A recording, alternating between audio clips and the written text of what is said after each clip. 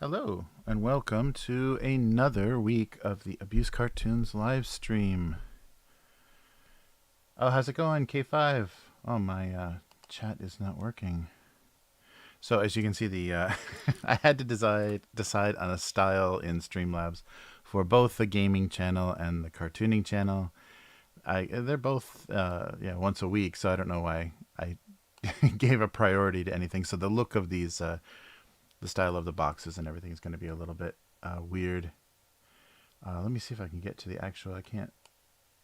Oh, there we go. I can read that from here. There we go. Yeah, good to see you, K5. And the mic is going to be in camera because I've got to keep it closer to avoid having to boost the sound artificially. So a little bit different this time. And I also noticed my light is too far back. Oh, maybe the whole desk is too far back. That's what's going on. Whoa. I forgot I'm on wheels. Yeah, that's what's happened. I've gradually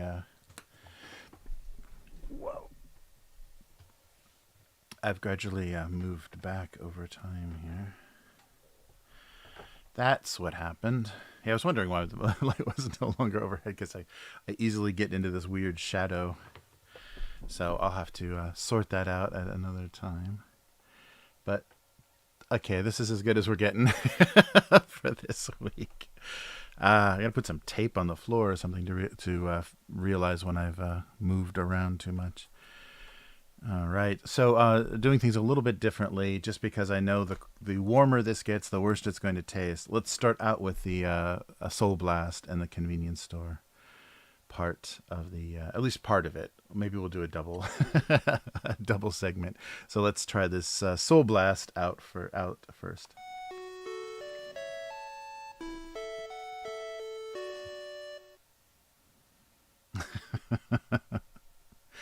So I'm not sure if this is something that is in the US too. I'm sure there's a lot more stuff like this in the US, but Coca-Cola here has some limited edition drinks and flavors and stuff. And this is the one thing that they're doing. This is Bleach, the manga and anime series Bleach, but they're doing Soul Blast limited edition. So it's 0 sugar. I couldn't find a non-diet version, so this is going to be horrible. So I wanted to drink it while at least it was a little bit cold. So 0 calorie cola, action flavored. I don't know what that means. So we will find out, but this is action flavored. Absolutely no sugar, so that means it's all sucrose and aspartame and yeah, it's going to be really disgusting. But I'm curious if it oh, it didn't say how caffeinated it was. Oh, maybe no, it doesn't. So maybe it isn't very caffeinated. We'll find out. So here we go. Ready to have my soul blasted. Oh, this is going to be horrible. I think both Coke and Pepsi, at least here, are trying to do energy drinks. It smells a little bit like cola. I saw some headline that was promoting this, talking about how Coca-Cola is putting bleach in their new drink, meaning Ha Ha Ha, the animated series, or the manga. All right, here we go.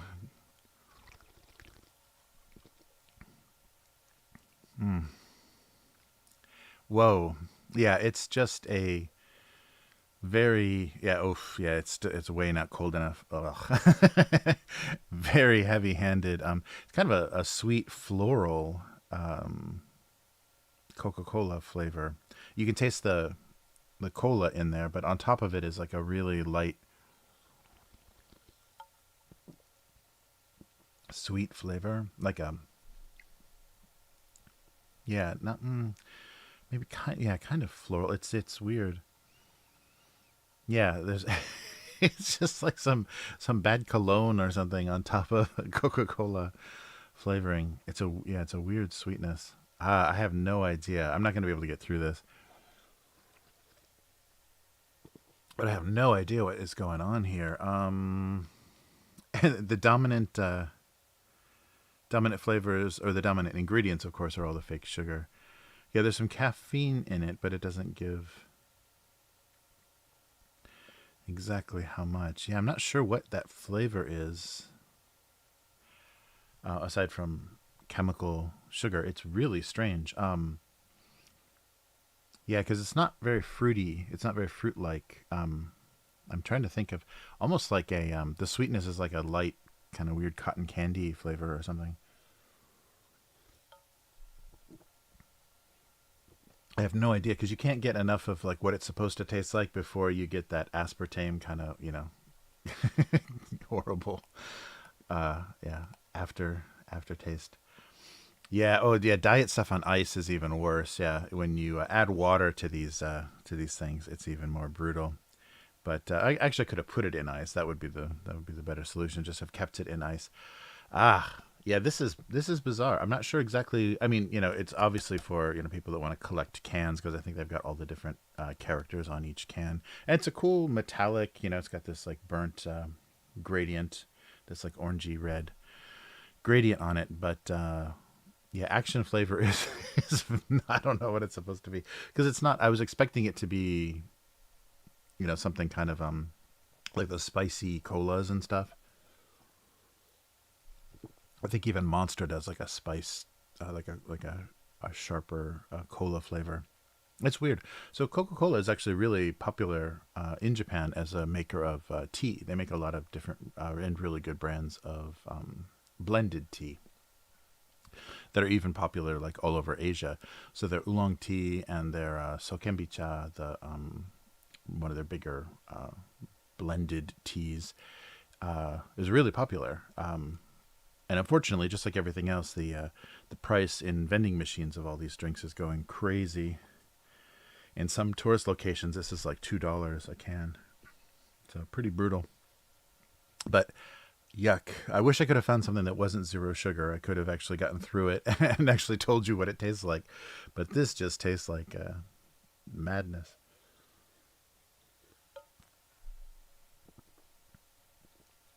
Yeah, it's very strange. Action flavor is just a odd sweetness on top of cola. There's definitely the cola flavor, and then there's the diet Coke flavor underneath there. Yeah, it's really bizarre. But we'll have another segment. I just wanted to get this out of the way before it got undrinkable, because literally, if this is room temperature, it's going to be a nightmare. Hmm. And I'm doing the huge mistake, because I'm going to eat something with actual sugar in it later. So now my body thinks I just drank something with sugar in it, even though this is 0 calories. So anything I have after this that has sugar is going to go straight to fat, because I just tricked myself. Ah, yeah, sugar free is brutal. But yeah, a lot of brands do the anime crossover. So I'm surprised with Bleach, though. I'm not sure if they have anything new out. It's been a while since I've seen Bleach anything. Yeah, 0 calories. Ugh. But action flavored is not what I expected. It's a very odd sweetness just on top of Coke. Yeah, and Coke doesn't. I think they tried to do that here, where they use some flavors, some like sour fruit juices and things to cover the flavor of artificial sugar because they don't do many 100% or they don't do many 0 calorie drinks here, but they do put stevia and aspartame and sucrose in a lot of regular drinks and even fruit juices and coffees to kind of cut the calories on them. So sometimes that works if there's a flavor, a sour flavor or something that will cover that chemical flavor, but most of the time it doesn't. And what's the point?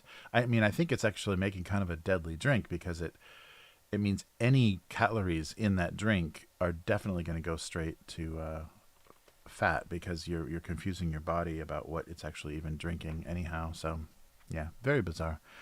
All right, well, we shall return with some animal crackers. But in the meantime, let's get some drawing done so we can actually get something posted today. So how you doing, K5? Is it getting cold where you are? I'm hearing it's a little bit colder than usual in some places for this time of year, at least. But I do remember as a kid wearing winter coats, trick or treating with winter coats on. Doesn't that always ruin like you spend a lot of time caring about your costume when you're a little kid? You want to have something that looks cool or looks like who you're trying to be, and then your mom puts your winter coat on over it. It's too cold out. You can't go out like that. So you're trick or treating as I don't know what that combination would create. All right. So we'll start with boxes because when I start with other things, it seems to get weird fast. At least just get the pen size down. I'm glad I figured out why my lighting was getting so screwy. It's just I keep this desk is just a metal table basically with a wood top on wheels, and maybe every time I sit down, I push on it a little bit, so it just moves moves a couple of centimeters every time I sit down. So eventually, I get out of my overhead lighting. And that would explain too why the green screen is not looking very good because I'm getting too far away from it. So I will fix that before the next time. I'm glad that on stream I make these revelations. It's not very helpful. All right. Oh, good. Wow, still high 70s. That's great. Yeah, I like the 70s is so perfect. I love it when it's that. That's about what we're getting here too. It's in the 20s Celsius. So that's 70s. I like that. Just light jacket weather is great for the seasonal change. You can enjoy that for a while. Although they don't, there's not a real good transition, especially with public transportation here. They either put the heat on at the wrong time, or they don't do anything, and the air is kind of stifling. Although they're still doing that protocol on, especially the Japanese subway, where they leave a window open in every train car to kind of help circulate the air. So you're getting some really foul air from those subway tunnels. I'm sure it's not New York scales of foul, but it's some pretty weird stale air. So I don't know what they think they're helping by bringing in that nice subway tunnel air. That's healthy, right? That's what everybody thinks of when they smell that. Or maybe it has a disinfecting, a sterilizing property we don't know about. All right.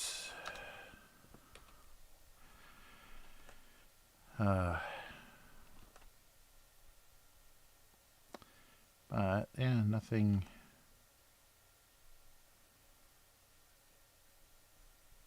very good. I'm drawing really small. These are going to be some thick cartoons. Let's try scaling up a bit. Yes, I'm still behind. I think I'm only on day 7, and it's what, the 13th? I got to do 2 a day for a while now. On Inktober, I'm a bit behind. I still have a lot of drawings that I have to post. I also have to get a better way. I don't have a scanner here anymore. It's only one at the office. So I need to find a better way because shooting it with my phone, I don't have a good setup to actually get the shadows under control. So that really sucks. I really hate that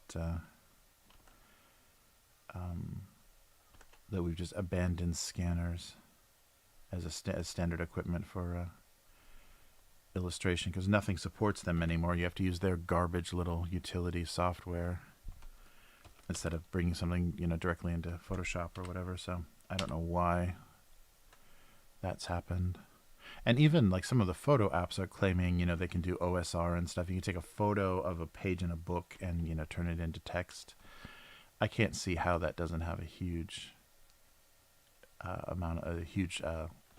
error, range for error. Because you can't even get a book flat if you're just, holding it. So, yeah. But yeah, everything is now through your cell phone camera. Or smartphone camera, I guess. I don't want to sound too dated. Too out of it. Alright.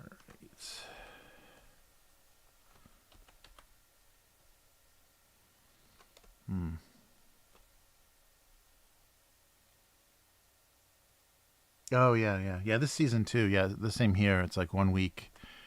Yeah, it's like, oh, this is kind of nice. And then we have a little mild fall, and then it's just this brutal winter wind comes blasting in for a few days. Yeah, getting a bit of that too. So yeah, this is that weird dress in layers because it's so unpredictable. You get stuck somewhere, freezing or carrying your winter coat. Yeah, it's not anywhere near that time yet. Yeah, and this is the season of sports festivals in Japan, which is kind of a school-wide Olympics that they have in all levels of school, high school, junior high school, and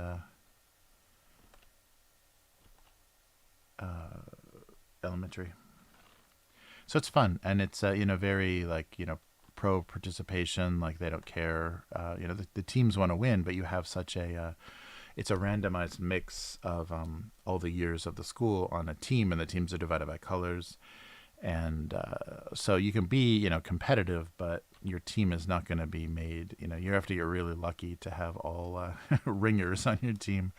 So for the most part,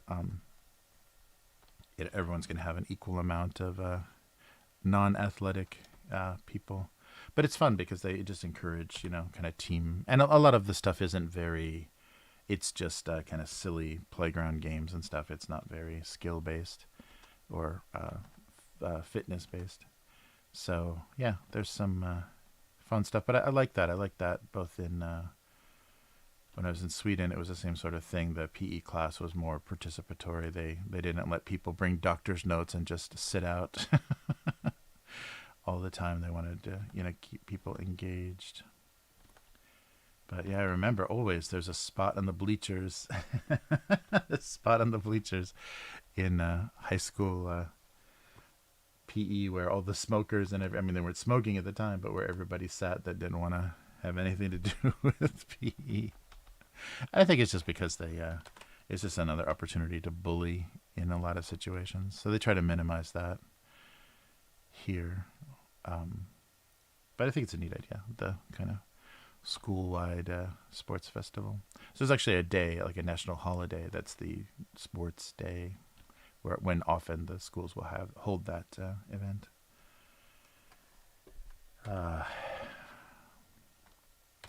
Yeah, so this year they're doing one of those, I don't know how many people, but one of those 12 people or whatever jumping, one big jump rope at the same time. So they're doing teams like that. So my daughter is going to school early now to practice because there's only time before school, no time after school. Yeah, so she's practicing with her team the jump rope competition.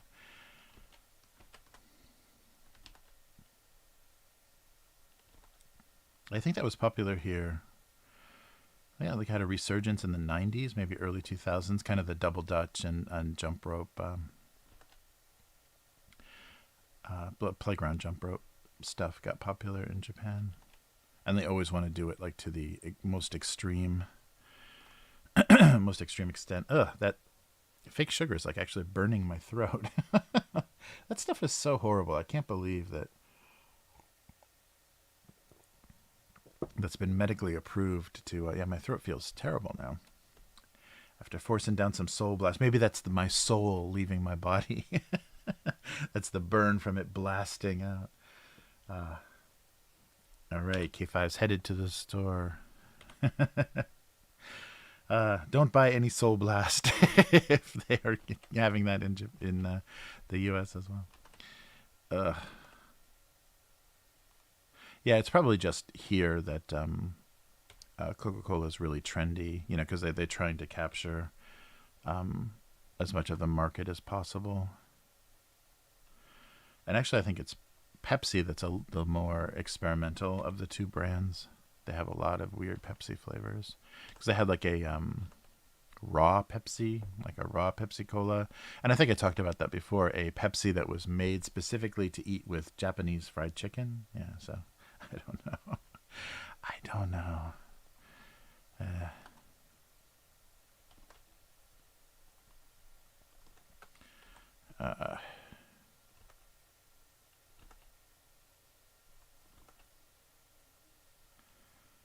I don't know. What am I doing this week?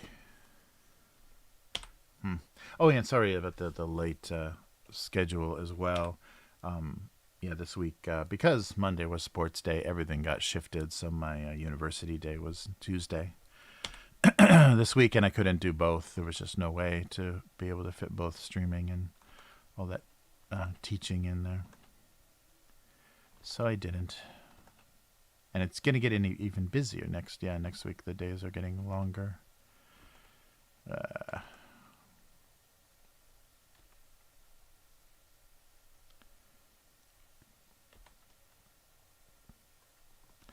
All right, I'm not drawing cylinders very well today.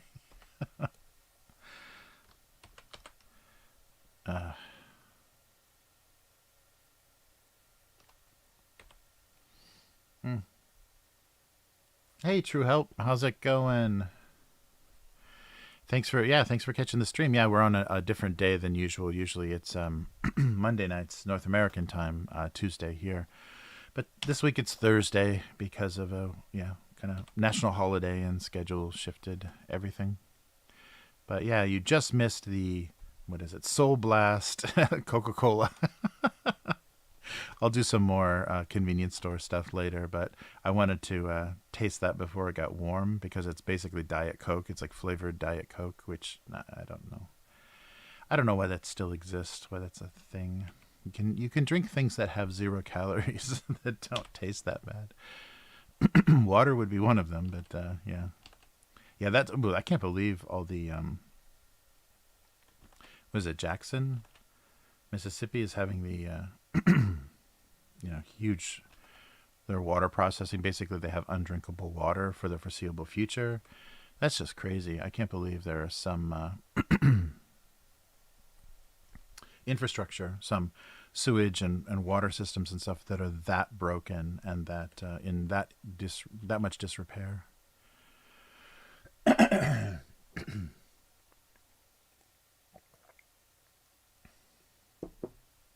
But it sounds like there's been some pretty long-term corruption because now they were saying now they also don't have garbage service because the mayor or the governor, I guess the mayor of the city, contracted with an out-of-state company who was probably a friend they were doing a favor for.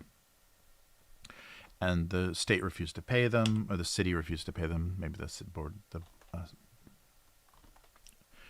the city government refused to pay them. So yeah, now no one is picking up trash. So you have poisonous water and poisonous drinking water, and nobody. And that also means that no baths, no showers. Like the water needs to be boiled, so you can't, run it over your head. If it's got that much bacteria in it, you'll definitely get something in your mouth and have to go to the hospital for dysentery or whatever. It's just insane that kind of corruption still exists.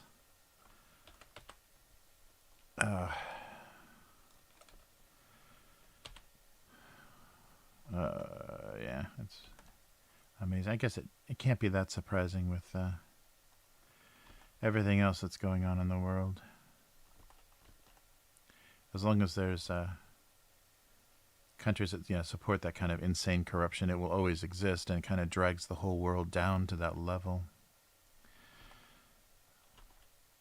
Yeah, I don't want to talk too much politics, but proxy war. It's a new kind of horrible corruption. Oh, what is this? It looks like a mutant snail. All right, it's supposed to be a tape dispenser. Yeah, that Coke is terrible. I don't know why. Okay, no more of that. I'm not going to risk just for the fun of it. I thought for sure there could be, because Coca-Cola does a pretty good job here of making interesting, Japan-only drinks. But when it comes to their colas, yeah, it's all the same crap. All right.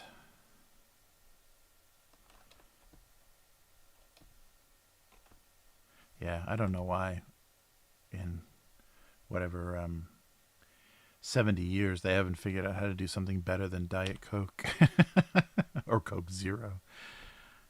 It's amazing. All right.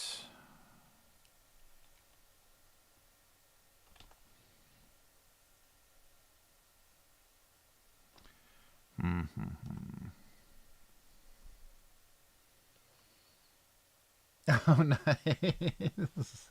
Oh, yeah. The Jackson, Mississippi. Yeah, that sounds a lot like Flint, Michigan. Yeah, I can't believe. And of course, it's so frustrating that there's, racial demographics that overlap this all the time, where states, are not paying attention to cities that are predominantly a certain racial demographic. That really is bullshit. And it's amazing that with so much attention and so much sensitivity to race, that these things, I guess that's what you could call the systemic racism. I mean, you could, if you wanted to define it, you could point your fingers at things like this, things that are written into laws or behaviors of local governments that are racially based. So it is, you can define it as racism because you can call it racism because they're definitely making decisions based on demographics. And even though those demographics also have some correlation to economics, it's just insane. Yeah.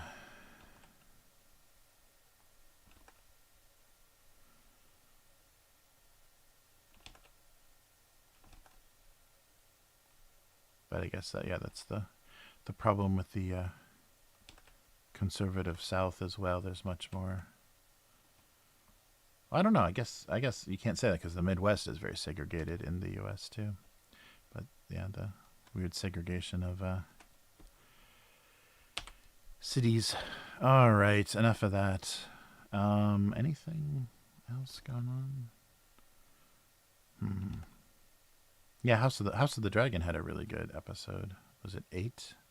I think they're only going to 10. Maybe but things are building up really well, and kind of the last episode of the King, that they Viserys, that they presented when this series began, like the timeline when the series began, was really good. The actor really knocked it out of the park.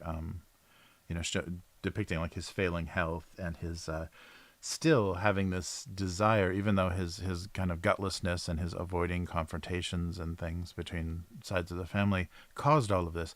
Still, his desire to like, I just want, I just want people to love each other in this family and not, not be at odds with each other, not be fighting, and because everyone is after his heir will be in question upon his death. So his, what is that called, ascendancy or whatever? I forget. I don't know the monarchy words very well, not having lived under one. But yeah, his heir is in question, and it's kind of been like that in this fictional world. It's been like that with this family always. People's legitimacy, and because they are this dragon riding fantasy fantasy kingdom, they justify incest by keeping this, whatever it is in their blood, this genetic thing in their blood that lets them ride dragons. They justify incest, so brothers and sisters marrying cousins, marrying aunts and uncles, or uncles and nieces marrying, is not shocking to the culture, because they're so obsessed with keeping whatever it is that, whatever dragons smell that lets them ride them. Yeah, so yeah, but it was really good. It was really a great portrayal, and also they did a good job of showing how this like weird animosity created between family members that children are raised under, even if the parents in their older age start to set things aside and mend. I can't think of the word. Mend their relationships. The children were raised in that, so that's their belief system. So that's pretty, pretty ugly. So those interfamily, I guess intra-family conflict continues because it was inherited. It's kind of this weird things that kids inherit when they're growing up, being told this one thing about certain parts of the family. They that becomes their truth that they operate under. So even if the parents set things that reconcile, that's what I was looking for. Even if the parents reconcile, the kids don't, because they've been fed, the lies that created everything. So yeah, that was really good. So there was an attempt at a reconciliation, and then you just saw that the younger generation is not gonna go for that. So pretty good. So I'd recommend it. I don't know if it's worth getting HBO Max for, which I just, that was a weird thing. I've been watching this, watching a YouTube channel talking about us coming the streaming kind of business, the streaming industry for a while. And it sounds like HBO Max is coming to an end. Next year, there may be no HBO Max. It may be some sort of Discovery Plus platform or whatever, which is so stupid because Discovery is not a brand at all. I don't know who the hell even, especially, well, I guess outside of the US, HBO isn't much of anything anyhow, but HBO has like done a good job of like, cementing their reputation as, making decent dramatic series, and there's good comedy specials and stuff. So they've got a decent reputation, at least for like well-produced, well-funded stuff.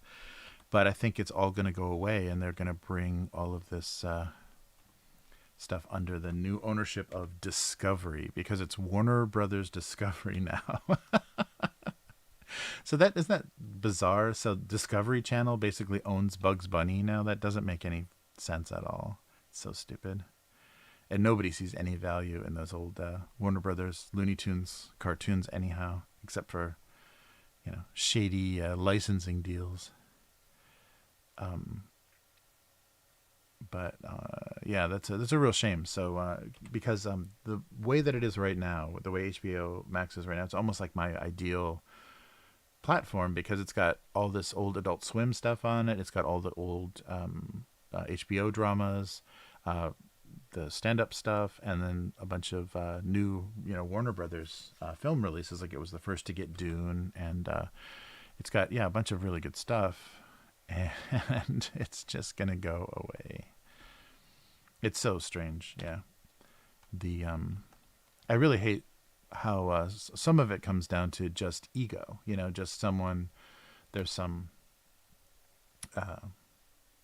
someone at the top of a company that acquires another company, and they just want to put their fingerprints on it. They just want to make it theirs. So there's all this weird, and that must be really hell for employees that are made redundant and just get lost in the shuffle with some of these, company buyouts and acquisitions and stuff, because they're probably doing a fine job and they probably should be allowed to continue that career, but it's just someone's ego that makes them lose their position and have to shuffle around, to find work, and maybe not even in the same industry anymore. It's very bizarre, and I can't believe that that shareholders and stuff tolerate that. If they smell any of that, that seems kind of toxic to the value of a company, but who knows?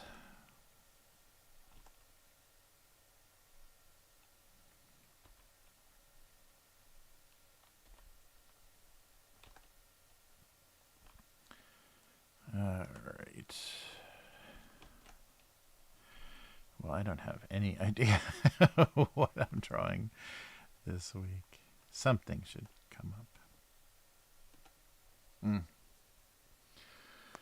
Oh, nice. So how screwed would it be if I visited Japan only knowing English? Oh, yeah. And how rare is it to interact with locals who understand English?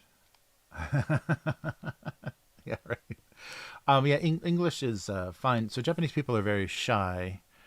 They're not very, I think maybe in China, you get more warm, welcoming people that'll just kind of like try to go over or kind of ignore the language barrier. And they'll try to communicate a lot harder. Japanese people don't try very hard. Plus, they learn English from a very young age. So they're very self-conscious about it, because for some reason, English is a sign of speaking English is a sign of intelligence here, and speaking it perfectly is the goal. And there's no chance that anybody will do that. I mean, their accents for English as a second language have gotten much better because there's a lot more native speakers teaching them now. But when they were used to be taught by Japanese speakers, the number of sounds in the Japanese language, similar to Spanish, is only about 50 some sounds.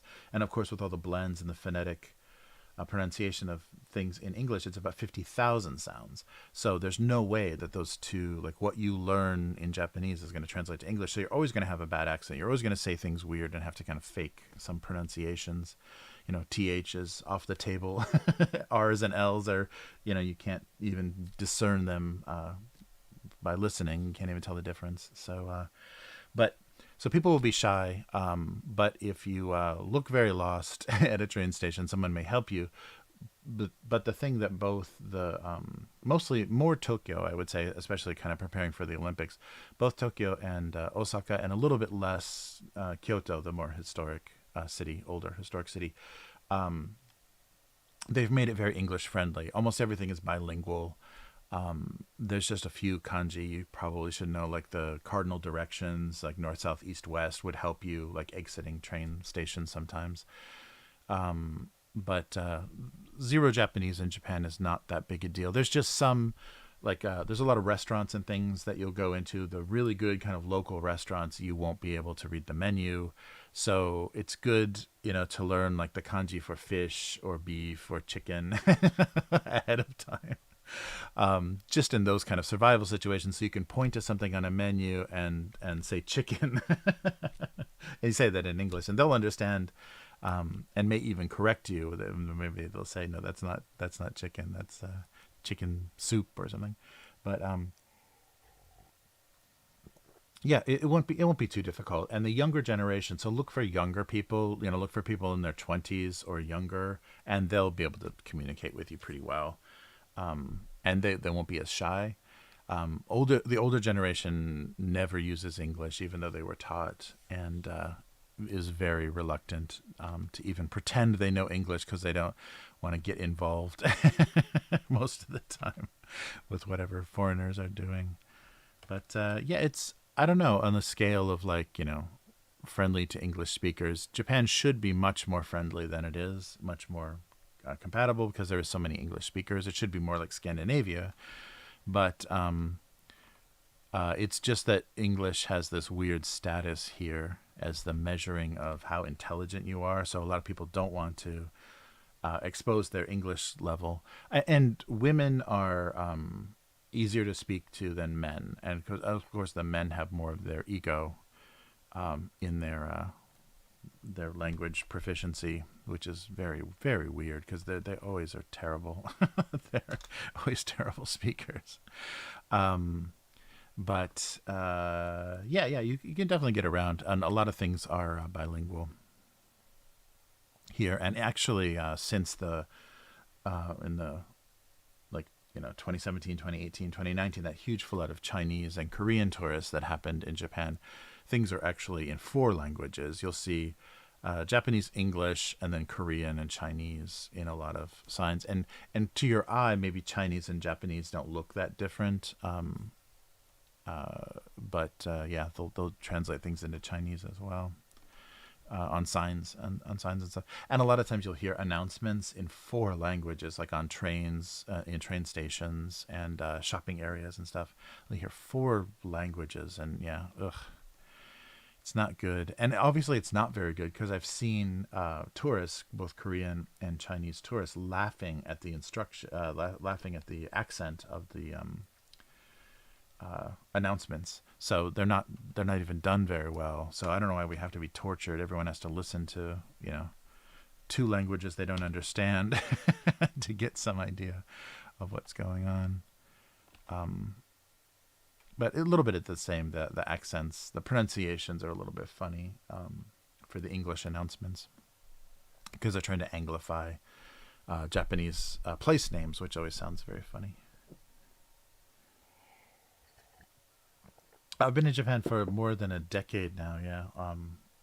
So I can get around. I haven't I don't, for my work, I don't need Japanese, so I haven't had to kind of do the trial by fire, the total immersion trial by fire stuff. It's always been my English that I've made money with here. So yeah, but about a decade.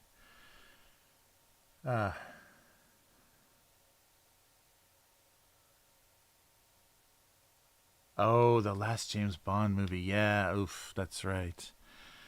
Yeah, or the spoilers, the How to Kill James Bond at the end of your movie. Yeah, that was brutal.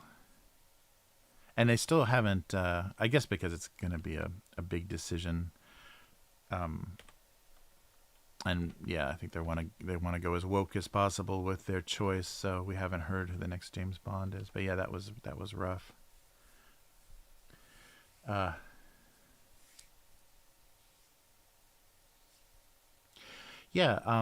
you get a lot of help here. You just have to get used to the idea that some people are just going to be cold and ignore you, or just kind of be afraid to get involved with. Like, they don't know what.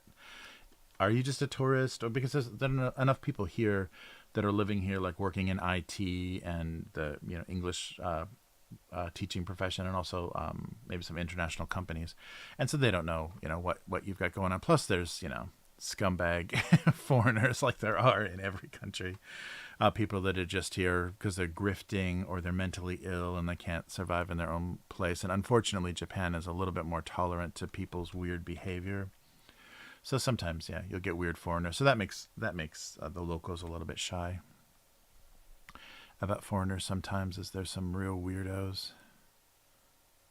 and people that can't handle their alcohol very well, all kinds of fun stuff. That's terrible, but yeah, it's fun. It's a really nice place to visit. I mean, I think everybody that visits enjoys, because it's so, unless you've grown up in like an Asian culture, an Asian household, it's very foreign. It's like everything is the opposite of what you expect. You go to, turn something this way and it turns this way. It's always like the entire country is counterintuitive to any kind of Western aesthetics or design, for basic things like, doors and, kind of manners, like which side they drive on the opposite side of the road from the U.S. So there's a lot of like weird reorientation. But that's fun. I mean, it's fun to just don't take it so seriously and just enjoy being kind of lost and confused. And it's a fun experience. And don't. The only thing I would suggest for anybody that wants to visit Japan is don't think you can do everything in one trip. The main island, Tokyo in the west and Osaka in the east, with Kyoto and the more historical stuff in the east. Don't think you can do all of that in one trip. That's just stupid. That's like, touring the entire length of Italy and expecting to have a sense of anything. You don't want to do like a whirlwind tour of anything. So just pick a place that you really want to see and base yourself in Tokyo, base yourself in Kyoto, base yourself in Osaka, whatever it is that you're actually interested in, and just enjoy that. Because I see these people on these like whirlwind tours. It's like, okay, we'll spend a day here and then we'll go here, then we'll go here and we'll go here. And they're just basically collecting photos. They're not really immersing themselves or enjoying anything. Anything that's going on here. So it seems like a real waste. But everybody has the idea that Japan is a very small country, and it's the main archipelago is about if you drew a boundary around it, it'd be about the size of California. So that's not a small area. It's expensive to travel domestically within Japan.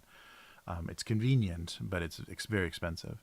So planning to see everything all at once is a pretty stupid way to approach it. But I think that's how people see Europe and stuff too. So they'll see multiple European countries in one trip. It's just a waste.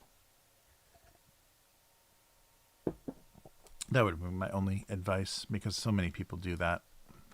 And so then you spend most of your time traveling. Like you literally spend most of your time on a train, at an airport.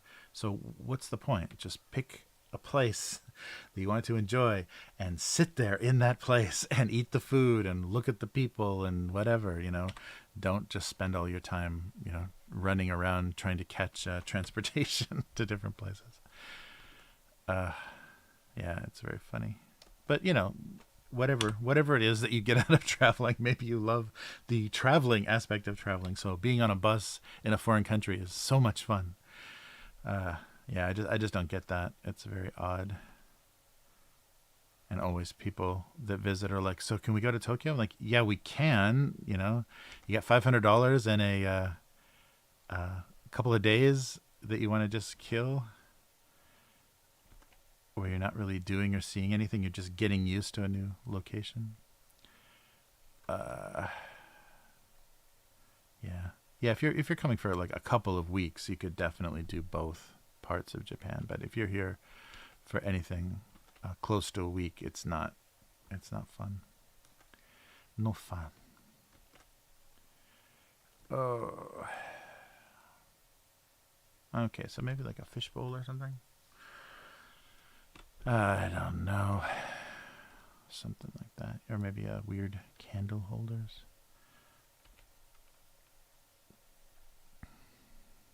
Oh yeah, I don't want to do with those tall religious votive candles. I don't want to get into that. Jokes about votive candles, I think, are beyond above my pay grade.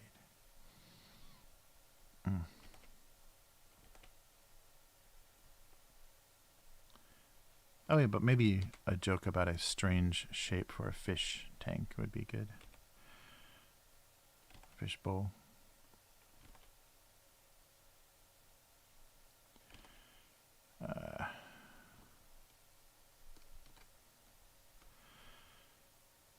Something like that. Let's see. And then maybe something very shallow.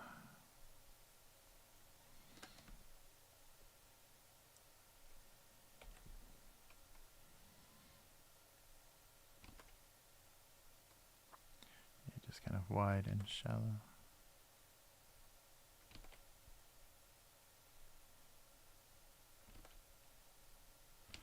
Aye, there you go.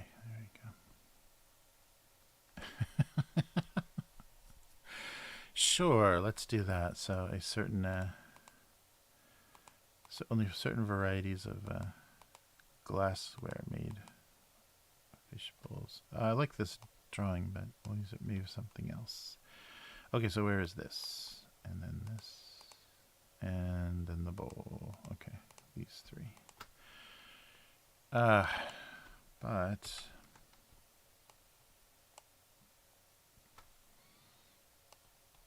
it's been a really rough, for some reason, a really rough allergy season this year in Japan. I haven't noticed this before, but people are saying that it's some kind of wheat, whatever, it's not pollen because it's like, it's whatever happens when everything is, done. It's harvest time. It's not pollinating time. But yeah, there's something, we're getting a lot of weird wheat, something. I've heard the Japanese word, but I don't know the English equivalent. But yeah, it's been pretty brutal. It's almost like as bad as spring, which is really rare. So I've had kinds of headaches and like sneezing fits and things, which I hope don't happen on stream. Indoors, I think it's a lot safer. All right, yeah, we'll just do, because that line at the top is not good. Thin it out a little bit. So yeah, I wonder what's causing that. They must know. I don't know why we don't get some better advance warning on this kind of stuff. You just start feeling terrible, and then they're like, oh yeah, there's a reason for that. Especially with allergies, warning is good if you know it's going to be a bad something. Okay, so I'll fill all of those with water and maybe put a fish in the middle one and just a diversity of fish bowls. Sure. All right, and what are we doing about this?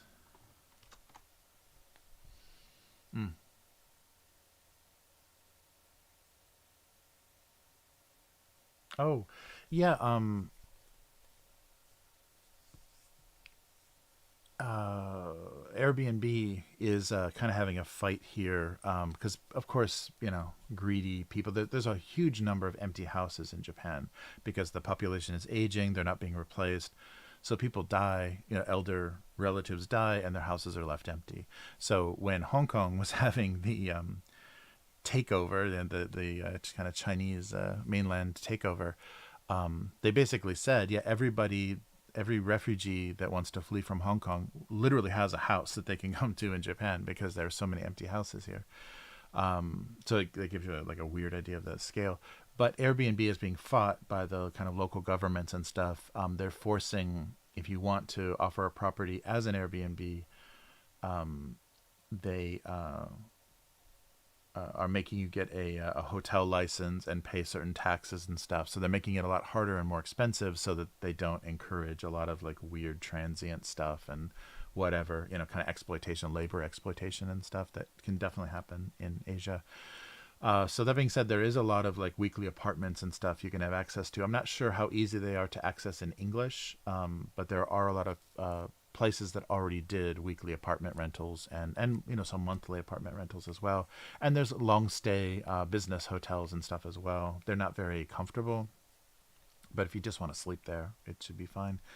But so there are places to find. It's just finding them on Airbnb is not going to, I guess though you'll get a higher scale of things. It's not going to be individuals that are renting their extra apartment or their extra house or whatever, while they're moving or whatever. It's not going to be that sort of person. It's probably going to be from a company. So I have seen like nice ryokan style rooms and stuff on Airbnb, but I think they're getting more rare because the Japanese government is making it more expensive and harder to do that, just because they fear the competition, or they're probably getting basically bullied by the hospitality industry to do that. But yeah, so how much would it cost? That's a good question. It's pretty expensive. The yen is pretty weak now, so maybe it's a little bit better than it was before. But it just said Is this under, yeah, under Airbnb? Let's see. So for one person, so we'll just do a month. We're doing it live.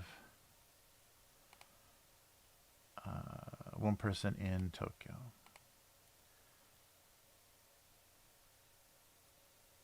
So, 2,000? Wow. Yeah, for an okay little room. Yeah, about 2,000 a month. Wow, it's varying too, and these are all yen prices. So it could be as low as 1,500, maybe even like 1,200. And I think, yeah, because I put in the date, so that's for a month. Yeah, so wow. These are going to be shockingly small places because everything in Japan is very small. So if it's just one person, um, yeah, in a single, well, little tiny rooms, yeah, there's even people that are saying, and these are probably rooms with shared toilets and stuff. Though you got to be careful because they still do have that shared bathroom system here, so you're not going to get a good shower or have a private bath. You're probably going to have just one on the floor. Oh yeah, so about $400, maybe about 350. You can stay kind of capsule style too. Oh wow, yeah. So this is a decent variation, but these are probably all run not by individuals, but like management, property management companies. So you're not going to get real good service. Like if something is wrong, you're not going to get really uh, good protection. But it's going to be very clean and comfortable. You might be sleeping on a floor or just on a futon mattress, like a cotton batting kind of mattress in some cases. But yeah, looks like little, tiny student, kind of student apartment, kind of single person dorm room kind of size stuff. But amazingly small. So probably location is what you'd want to pay attention to. And probably the expensive stuff is on train lines and stuff because you can stay in places, but they're really, really inconvenient. You got to like walk 20 minutes to a bus stop and then a bus stop to a train station, and then you can get into the normal way of transportation. But you do get a sense of what it's like, to live in Japan when you're way out of the way.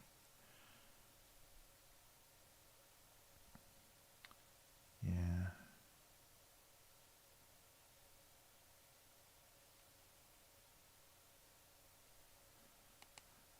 Yeah, so that's pretty impressive. Yeah, so a nice place to stay would probably be about 2,000 a month, which is that's nothing, if you're talking hotels, because hotels here are probably you'll have difficulty getting under 200 a night in a hotel. So there you go. That's less than a week in a hotel, or that's like a week and a half in a hotel room where you get a whole month and you get a place. It doesn't look like there's probably going to be any kitchens or anything. You're not going to be cooking. They may have a kitchenette or something. There's not going to be a full kitchen or anything. It's literally a room. But if you're just going back there to sleep and you're going to eat out every night, could be fun. So strangest thing I ever saw someone using as a flower vase. Yeah, yeah, yeah. A flower vase for a sec. I don't remember. No shoes, shoes for goldfish, like a boot shaped thing or whatever. Oh, that's funny. I don't remember that. A shoe for goldfish. I'm sure I'm gonna get all kinds of weird stuff here. Oh, they're showing me it's those platform like disco shoes with goldfish in them. Yeah, it's all those acrylic heels with fish in them. Oh, that's funny. Somebody used a Nike Swim. I guess they have like a clear plastic, like a swimming shoe for that Nike made, like a sports shoe. And since it's waterproof, you can put goldfish in it. That's funny. Yeah, yeah, yeah. The only when I ever whenever I see the fish in the acrylic heel, I just think of Disco Stew from The Simpsons, where his fish were dead because they were like from the 70s. So he doesn't know how to open his shoes up and take the dead goldfish out.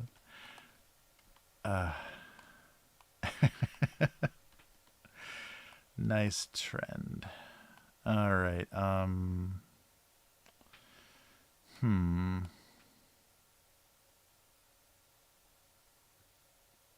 Yeah, I don't think I'm going to do coffee cups. I like this thing, but I don't know what that is. Oh, crazy. So I hope the sound is okay. I'm just leaving the mic in shot. I was trying to keep it off camera before so that it looked a little bit better on stream, but then I had to turn the gain up on the mic, and it created this buzzing room noise because it was just making everything louder. And probably the line noise is what it was. It was actually amplifying the kind of buzz of the line. So I'm in the western side, the older side of Japan, like kind of in between Osaka and Nara. So Osaka is the kind of Chicago, more like a Chicago type city in Japan. A lot of trade, a lot of good food, and a lot of good home style food. And Nara is the original capital, so it's the really, really old. There's a lot of the oldest shrines and temples and things are in Nara, the Nara area. So it basically went Nara, Kyoto, Tokyo, I think. I don't think Osaka was ever in the running for the capital of Japan, capital city. And it's funny too because people talk about that a lot. Being close to Nara area is actually, it's the only. Maybe there's another one, but it's one of the very, very few prefectures in Japan. So kind of the state, in Japan, where it's all landlocked. There's no coast. But that makes it very safe as far as like natural disasters and everything. We're not close to any volcanoes. We're not close to any shorelines. Minimal earthquake. I guess we're kind of in between the major fault lines, so further away from that. So it's one of the safer areas. So it's, of course, that's where they built the first capital here, capital city. But yeah, they gave up on that and put it over next to crazy Tokyo. I think that was just an ego thing too. I'm sure it was some, emperor or shogun's arrogance that told them they wanted to move it east. I know that story. I don't remember it right at the time, but there is some reason that they did that, and it was just all kind of to control power. All right, so I can't do too weird container joke. Ooh, cartoons and these tape dispensers are terrible. All right. So I like these guys. Other than that, the rest of the stuff is not good. It's so funny when I make a new document for the cartoon, how many layers I delete, how many drawings I've done that are just they could be used for something, but never. Okay, let's just keep going. Yeah, so western older part of Japan. So the kinky, what they call the kinky or Kansai area. Not as kinky as in paraphilia, as in fetish, but kinky as in the region name. Yeah, it's so funny, the university. Oh, I don't need that close. University that I work at. It's called Kinky University. Originally, it was called Kinky University because it's the Western Area University, and it's one of the bigger private schools here, private universities, and they need to do a lot to get students, and they're really image conscious. They really care about the image of the school and how it's perceived, because the student body is getting smaller every generation here. It's getting pretty tiny. So private universities, are going to have to compete much more heavily with each other for the limited number of students. So they want maybe more international students and things. And so they were worried because in English, if you say I go to Kinky University, it sounds like, wait, what BDSM classes are you taking? It's it just sounded odd, and so they worried about that. So they changed it to they did like a portmanteau of kinky and daikoku, the word for university, and combined them and made it. They call it now kindai, but it's weird because that combined thing. So they say kindai university. So basically, they're saying kinky university in the name. So it's kind of clumsy and stupid, but that's the nickname for the school. So they made that the official name, kindai. So yeah, kind of an odd choice, but they were just so worried that they would get a reputation, or that the name would hurt, foreign student enrollment. But most of their students are not English speaking. Like most of the foreign students come from Korea and China. They don't come from English speaking countries. So no one's going to even pay attention to the word kinky in their name. But yeah, they should have leaned into it and just, made it kind of a funny, tongue-in-cheek kind of thing, that they did some little funny, sweatshirts or something for at a time. I don't think but they're very, very image conscious. They take out a lot of advertising in this side of Japan. A lot of billboards and signs in train stations and stuff.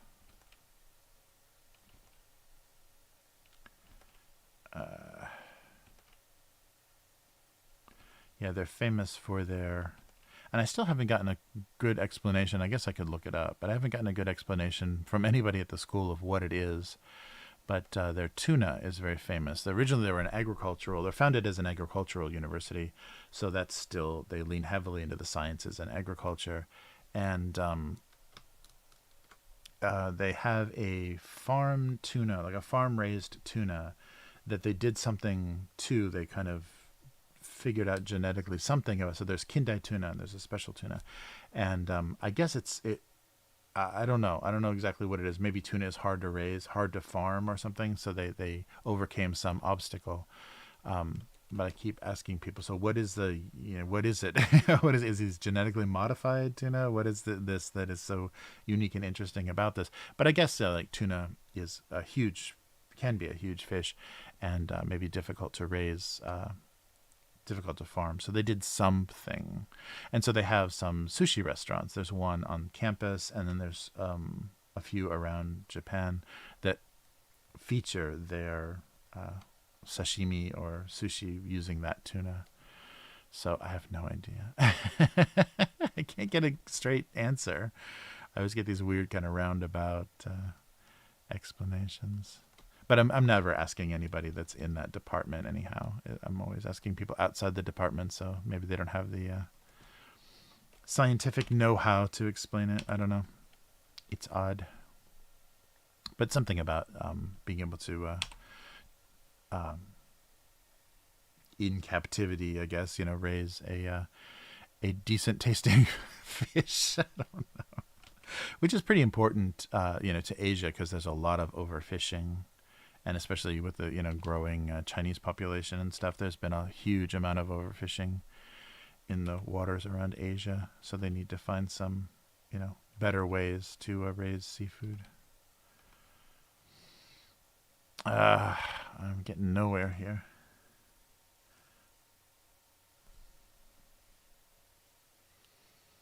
Oh, there you go.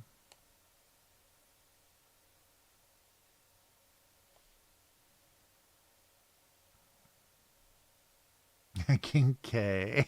Nice, K5. Nice.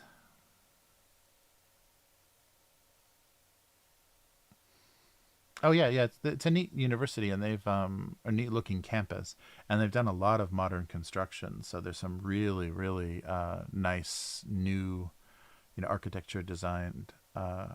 designed buildings on campus too. And it's funny, all of their international buildings and their foreign language buildings, they use this specific style where there's this heavy kind of interlocked wood beam and then glass. So it has this like weird natural and modern aesthetic at the same time. Yeah, it's very funny. But a lot of those they call the cube is their language cafe or learning center or whatever. And then there's an international business building that has that same design. These big interlocked wooden beams, wooden posts, and that are kind of diagonally oriented, and then a glass exterior. Yeah, yeah. Oh, interesting. Yeah, so I guess that's what yeah, they're not talking about how. I guess they won't talk about how they did it. They don't want people ripping it off. But yeah. Oh, interesting. So artificial water circulators. Ah, I see. Oh, cool. Yeah, I should I should look it up so it's not like a total mystery to me. It's just one of those things I casually ask about it sometimes. I don't get a good answer. I'm just like, okay, moving on. Yeah, but it would seem like with the size of those fish too. Yeah, maybe it's like, keeping sharks in captivity. They don't do well, and they don't know why, but they cracked some code about farming tuna.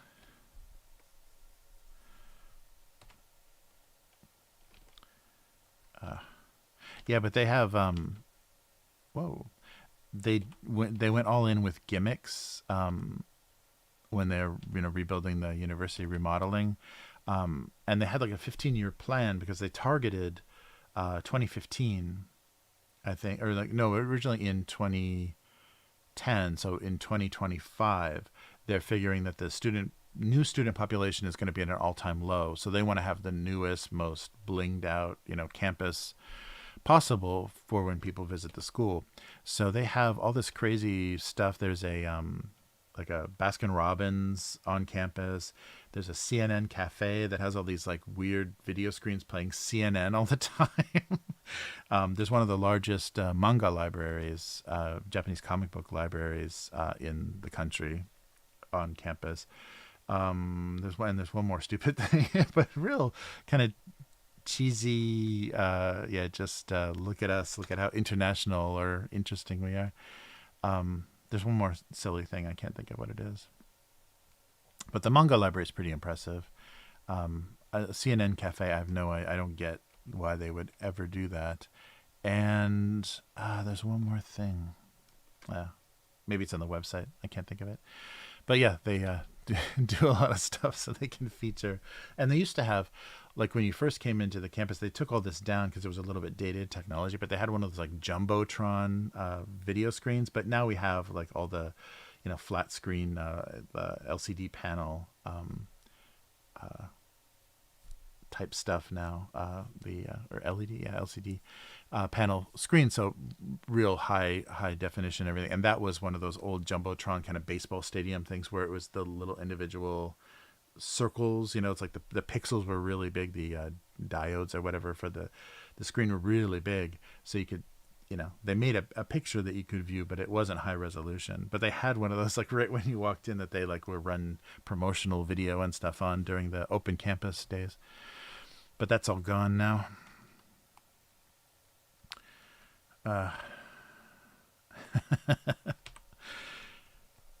Yeah, funny school, and it's big enough that it still doesn't have a great reputation because some of the departments are not very good, and some of the departments are really high level.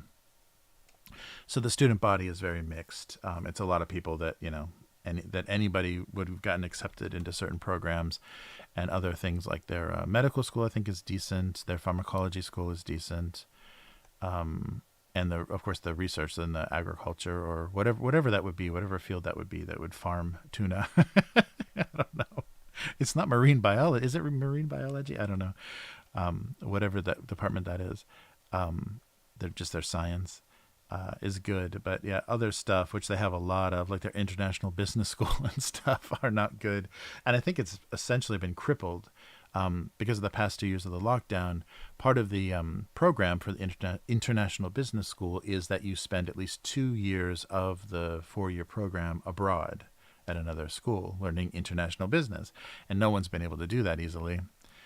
So it kind of crippled their whole approach to doing it. And I think it wasn't very popular. They weren't getting very much enrollment because it was too new of an idea. All right. Hey, Yum, how's it going? Good to see you. Yeah, population collapse is wild. Yeah. Interesting to see how countries like Japan are approaching it. Yeah, it's strange. I mean, they're doing all kinds of incentives for have babies, and certain companies, like if you have over 3 kids, they give you like bonuses and things, and you can get government money, government financial support for the more kids you have. But still, daycare in Japan is garbage. A big enough car to actually move around in with that many kids is terrible, because it doesn't fit on most of the roads here. Daycare government support, and just housing in general. You have to get a brand new house on a big piece of land, probably in the middle of nowhere, very suburban, to have a big enough house for people to not have 3 people per bedroom. So shared bedrooms are just inevitable. So you can't live in an apartment. There's not an apartment big enough to have a family over 2 children in Japan. So it's very uncomfortable to have a large family here, unless you're going to live countryside. So it's strange because they're encouraging like urban families, basically professionals, office working professionals and people with corporate jobs to have big families, but that's impossible. You can't do it. So they're facing the reality of dealing with immigrant labor programs and stuff to supplant, especially like elder care, medical positions and things, and a lot of the factory work and stuff with the population decrease. So we'll see how they handle it, and China's going through the same thing, and I can't even imagine how China's going to handle that. Yeah, there was already conspiracy theory that Corona was just an attempt to for China to deal with their silvering problem, because everyone over 80 would probably die from it. So problem solved. No more silvering problem. You don't have any more pensions to pay. That would be really funny if we see numbers, like once we are on the other side of the or distant, and once the pandemic is a distant memory in the rearview mirror, it'll be funny to see like the economic effect that it's had. Why am I drawing fishbowls again? On retirement and elder care and stuff. I wonder if the death, the fatality rates were big enough to actually affect those industries. Sorry, I know that's pretty dark, but we will someday know. Yeah, crazy.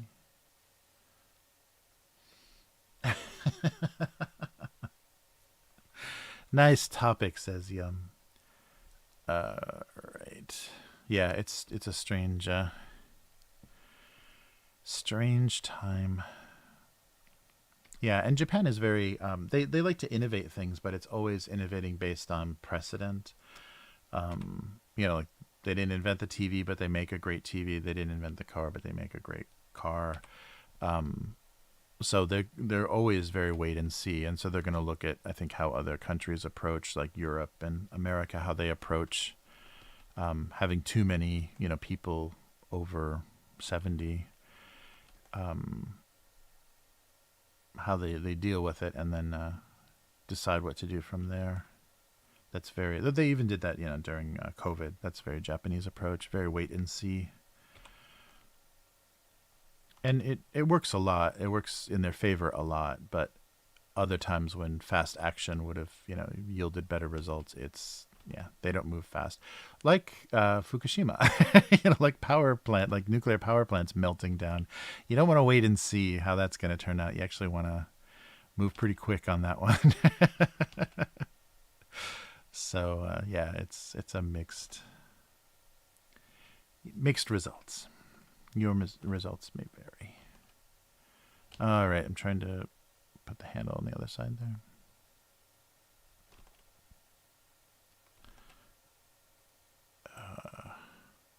That's too high, isn't it, for handles on a pot? Maybe not.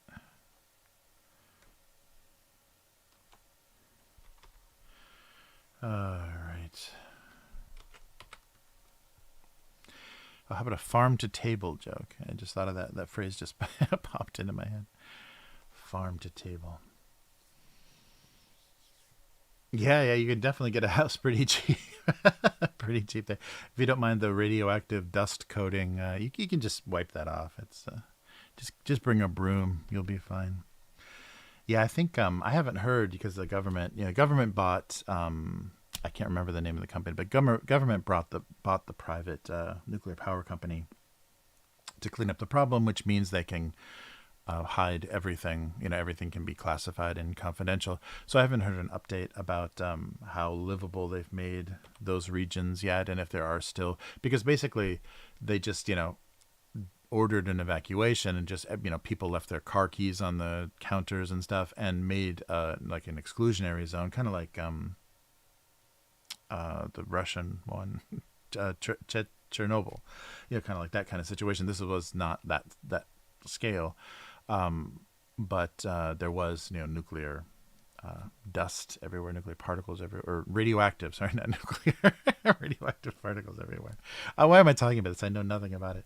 But some people did sneak back in and take some video and stuff, especially like foreign media and stuff. And, just people leaving, plates of food on the table, their car keys on the counter, like, they just had to immediately evacuate. And all that stuff is just covered with dust. So, yeah, who knows what the state of that is. They tried to, early days, pay companies to do cleanup. And essentially it was infiltrated by like Yakuza-run companies that just got a bunch of homeless guys, handed them brooms, no protection, no suits or anything, and just told them to start sweeping. Sweeping the radioactive dust. So that didn't go well. So, yeah, I don't know. After that scandal, I didn't hear much about the cleanup efforts. I don't think anybody did. Yeah, that's a long time ago now. It's like I think they just had the 13-year anniversary or something. Because that was it that long ago? Yeah, maybe. Oh, I thought it was 2013, so maybe it was 10 years. Or almost 10 years. I don't know. That's how good I am. I don't even know. But that was one of the early stories of incompetence, handling it, domestically. You get your Yakuzas involved. Like how I make that plural. Oh yeah, that's a thing. That's a thing I should bring up. I should say this in every live streams to stop this from happening. It's not like a pet peeve or anything of mine. It just sounds really weird. There's no plural. No plural in Japanese. So if there's a word borrowed from Japanese, like typhoon or sushi or tofu or manga or whatever, it's an uncountable noun. So there's no such thing as tofus or mangas or typhoons. There shouldn't be. They're uncountable. Because otherwise it just sounds insane. But I guess, if it's been brought into the language, this handle is looking terrible. If it's brought into the language, I guess you use the English pluralization rules. But for me, that sounds really bizarre. But yeah, there's no plural, so the words are uncountable. The nouns are uncountable. So the singular and the plural it's 100 manga. Yeah, it just sounds, and I guess from, hearing so much Japanese, like having Japanese in my head, it sounds so weird to hear plural Japanese. I guess the only time that doesn't sound weird is like ninjas. Ninjas? No, I guess that does sound weird. That still sounds weird. But I was gonna give that word a pass just because of video games. We were attacked by 40 ninjas. I guess yeah. But if you've stolen a word, you may as well use your crazy language rules to do what you want with it. But still, that always sounds bizarre.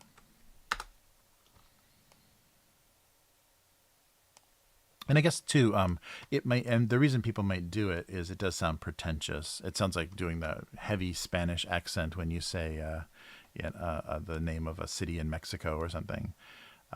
Rolling your R's too much in English sounds silly and pretentious. So it might be that same sort of thing. Another spaghetti night joke. I haven't done one of those in a while. Yeah, let's do that. I like that fishbowl. Oh, is that a better fishbowl? Should we bring it over?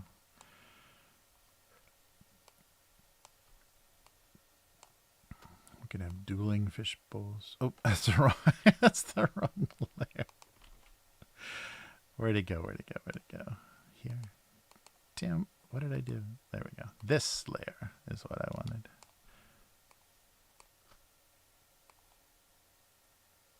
Yeah, we'll see. We'll make a choice later. But yeah, so I guess, yeah, because it does sound kind of pretentious, the unpluralized, obviously plural noun sounds like you're being pretentious. And heaven knows you don't want to sound pretentious talking about Japanese things, like everybody on the internet. All right. That handle is still not good, but we're going to go with it. All right. Spaghetti monster. Oh, I think there's, yeah, that's true. It's pretty rare, but I think there's a few other languages that maybe Asian languages that do it like that. And don't even ask about the counting words. And I don't even know them very well, but there are, when you're counting, depending on the shape of the thing you're counting, you use a different word for 1, 2, 3, 4, 5. Don't even, I don't know where the hell that came from, but that's so silly.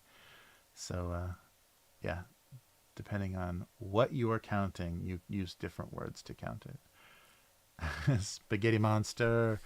Oh, yeah, singular spaghetti. Yeah, we don't say spaghettis. That's right. That's a lot of pot. I got a lot of pot going here. Yes. Yeah, it's a funny thing, and they don't rely heavily on pronouns. That's one thing that's really confusing early time speaking at the beginning of speaking and understanding Japanese is you establish a subject. There are some pronouns, but pronouns are barely used in Japanese. Once you establish a subject, you can talk about it without reminding anybody, without saying he or it or she. You can remind people. You don't have to remind people about it in conversation. So you say that directly translating, the weather is hot today, and then you just say hotter than yesterday, hot tomorrow, hotter tomorrow. Like you just that's not a good example. I guess a person would be a better example. So if you name a person, we're talking about John. John is tall, and then the rest of the conversation goes, blonde hair, green shirt. It's just like green shirt. There's no like, there's no more subject to your sentences, so it sounds really silly to directly translate it or to like your English ear, and that's why there's all those kind of like. Confirmation kind of words and sounds. I won't get into it. I don't even know it very well. But yeah, it's very funny. Put some color on these. So both gray is probably pretty boring. I'll do one darker gray, like that. What's that finish that some of those? Yeah, some pans have. That kind of textured, dark gray finish that, yeah, has like a texture on the outside. We'll go with that to make it not look so monochrome or so one color. It's all going to be pretty black and white. And maybe just some, yeah, pasta sauce color or something. Wooden handle? Sure.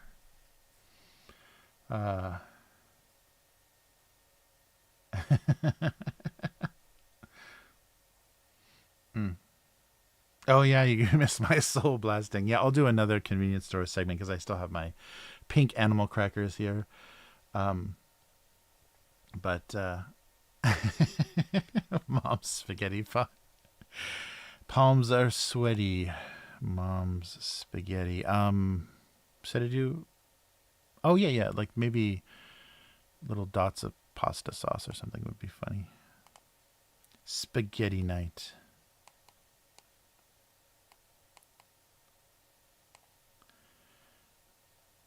A little bit redder. There we go. Is this too orange? Yeah, that's way too orange. It's just gotta be red. Red. Yeah, little dots. So I don't want them to read as blood, so I don't want them to be the kind of Come on, what's going on here? Is touch on? Weird.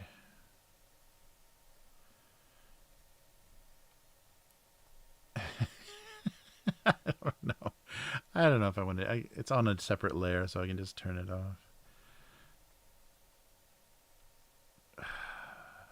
I guess I'm pushing too hard.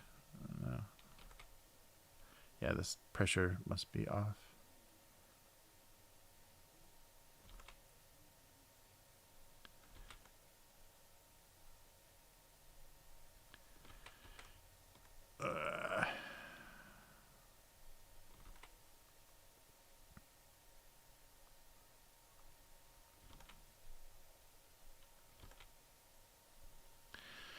All right, those little weird dots of pasta sauce you get all over. I don't know why. Yeah. So, oh yeah, here I can refresh you. Oh, it's still very full. The microphone is in the way. Soul Blast. So a limited edition kind of Coca-Cola. I don't think it's an energy drink. It's just like a weird flavor of Coke in a very in a very weird. It's just telling me to recycle on the back of the can.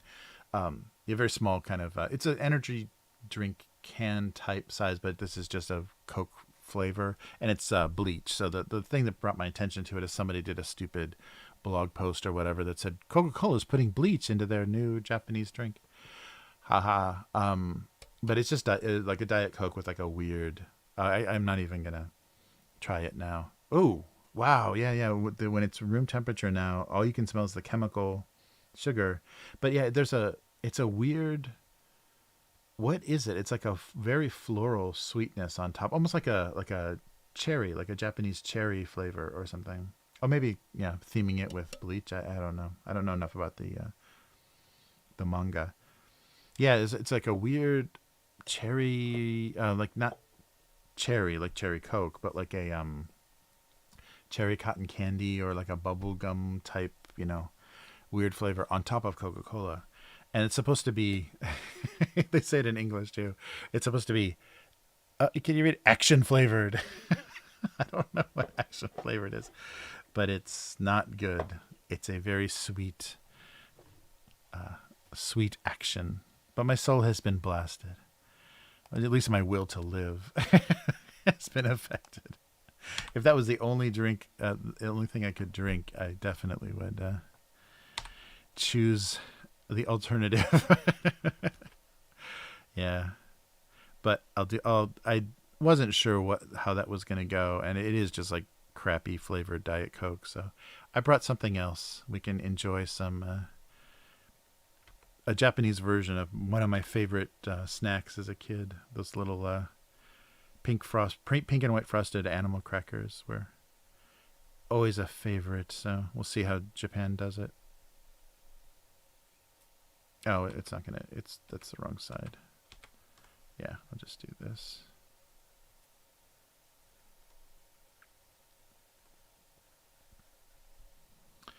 All right.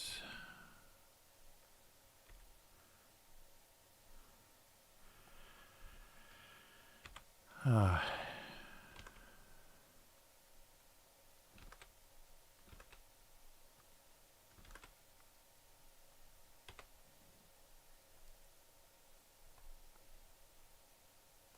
you can see the highlight pretty well in the darker pen, so I guess I'll do this as well. All right. And then, because we're trying to do shiny metal, we'll do a little quick highlights. Yeah, the microphone is definitely going to be in the way, but it's better to be heard. Maybe in my case, it's better to be heard than seen. All right. Actually, no, if I want to get that texture right. Okay, something like that.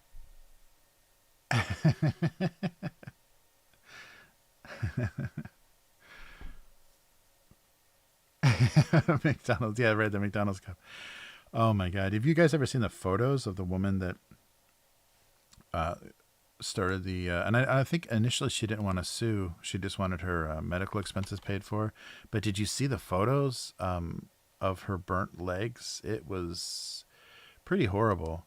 And I heard that that's probably just a YouTube video or whatever, but I heard that the reason that the coffee was unusually hot is because it wasn't very popular, and then they left it burning all day. They left it just heating all day, and so it ended up being ridiculously hot just because no one ordered it. So she unfortunately ended up being the one person that foolishly ordered a crazy hot McDonald's coffee, but it had something to do with how they dealt with the coffee not being ordered very often, and they kind of screwed it up.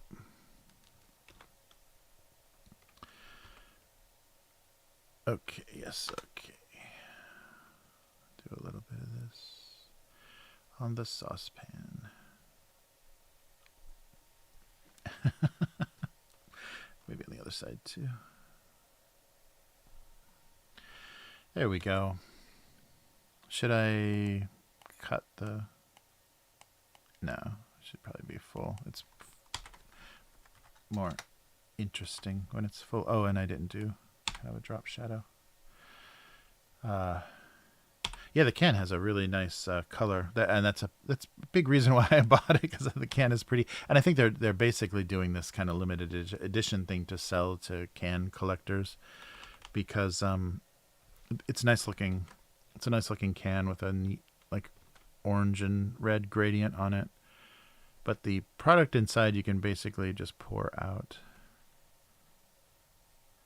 It's terrible.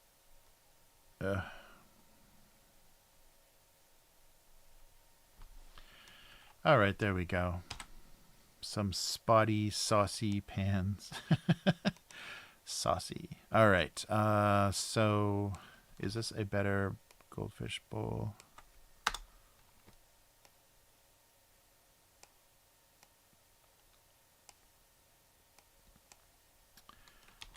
Maybe not. It's a little bit.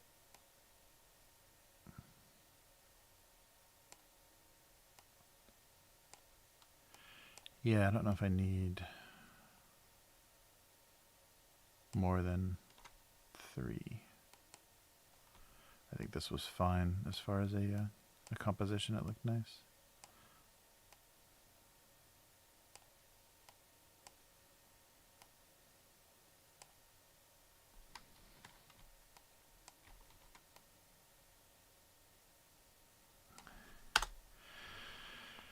Okay.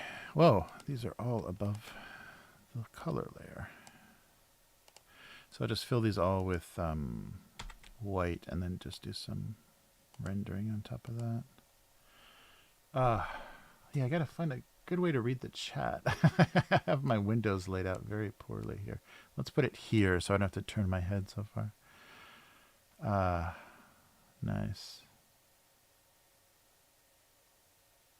Yeah, I think it was um the thing that I heard was exclusively it was that McDonald's, so that wasn't the general rule. So she kind of walked into a bad situation, but it may be several McDonald's. Oops! I can't do anything like that now. Might have been several McDonald's that had chosen to do that, but yeah, it's just that really sucks. It was very disfiguring burn. And initially she wasn't like, I'm going to sue them for everything they got, but was eventually, by their just denying, just saying, go fuck yourself. She was kind of put into that position to demand as much as she could. It's just crazy. That would be so weird to I guess I would never order McDonald's coffee again if I was disfigured by it, but it would be really funny to see print on a styrofoam coffee cup that was like that you are the reason that it was put there. It has to be very strange. Okay, so yeah, go like that. And then it just spread everywhere because everyone else was so afraid of the same thing happening. Because there are so many of those people those kind of slippin' Jimmy types that will fall down in your business because you forgot to put down the wet floor signs.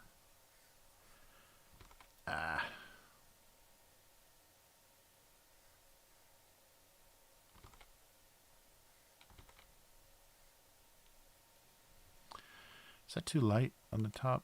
Because it's going to get really lost with the... I guess it's kind of viewable. Actually, it may not...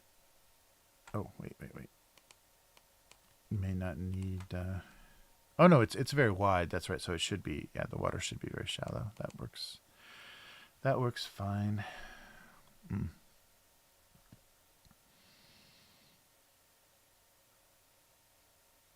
Oh, yeah. They should have just out of court, just said whatever you need, and here's more than you'll ever need on top of that. It's freaking McDonald's. But yeah, and maybe they just never had to deal with that before. That may have been the first time they had to really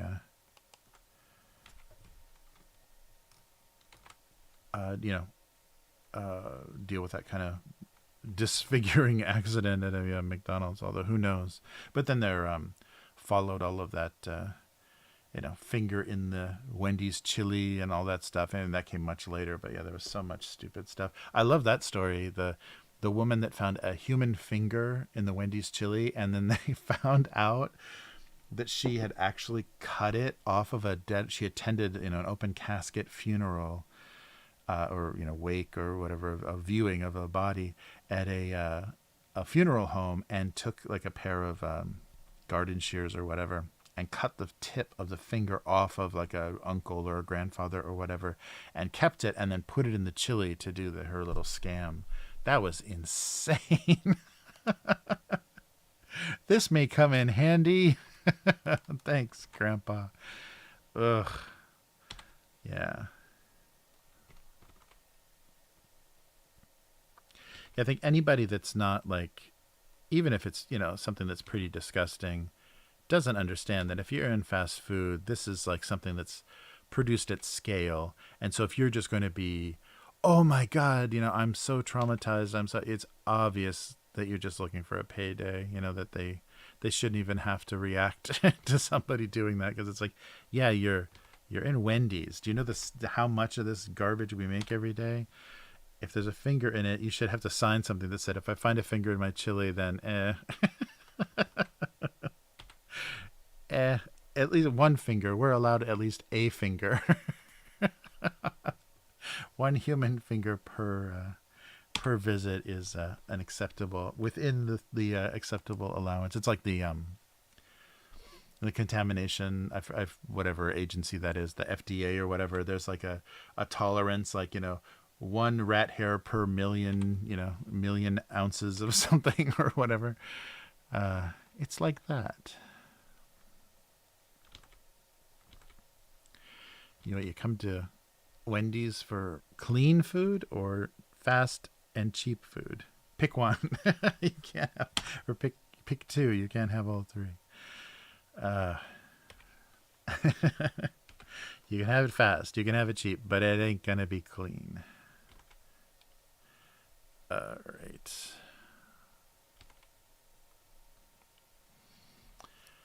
Oh,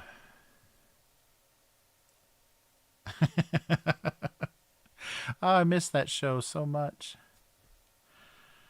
Yeah, the Saul Goodman series was good. Yeah, I think I was enjoying that. Towards the end there, I was enjoying it more than Breaking Bad. Because there's no Skylar. Because Kim was a well written, interesting female character, like that was an equal to Jimmy. Not this fucking antagonist, this soul crushing antagonist that's nothing but a I can't. I know my only patron, John, when John was on before, said you got to watch it again and give Skylar a second chance. But oof, I mean, I don't know. I don't think anybody with an ex-wife can enjoy Skylar's performance. Horrible. But yeah, I think that's the only thing. Watching her, how she treated Walter at the beginning, like the early seasons of Breaking Bad, that's gonna be hard. And all the weird stuff he got into, just because she, he didn't want her to think he was cheating on her or whatever. That was so. His fugue state when he was naked in the grocery store. Spoilers. And all that was just like for her sake. Yeah. I mean, I do like the idea. I mean, I don't like the particular character, but I do like the idea that, Walter White justified so much of his insanely criminal behavior, and it just became this ego-feeding obsession that he was Heisenberg and he was, feared or respected in some kind of criminal underground, some kind of criminal world. But I really like the fact that, that was his motivation. He tried to pretend that the whole time he was just doing it so his family would be okay after he died from cancer.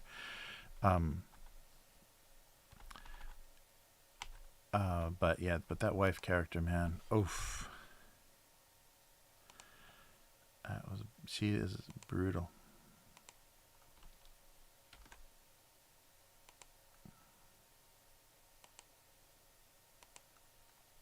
There we go. Oh, nice. October tutorial, nice. Oh, no. Skylar? No. Your October tutorial wasn't Skylar. Skylar White.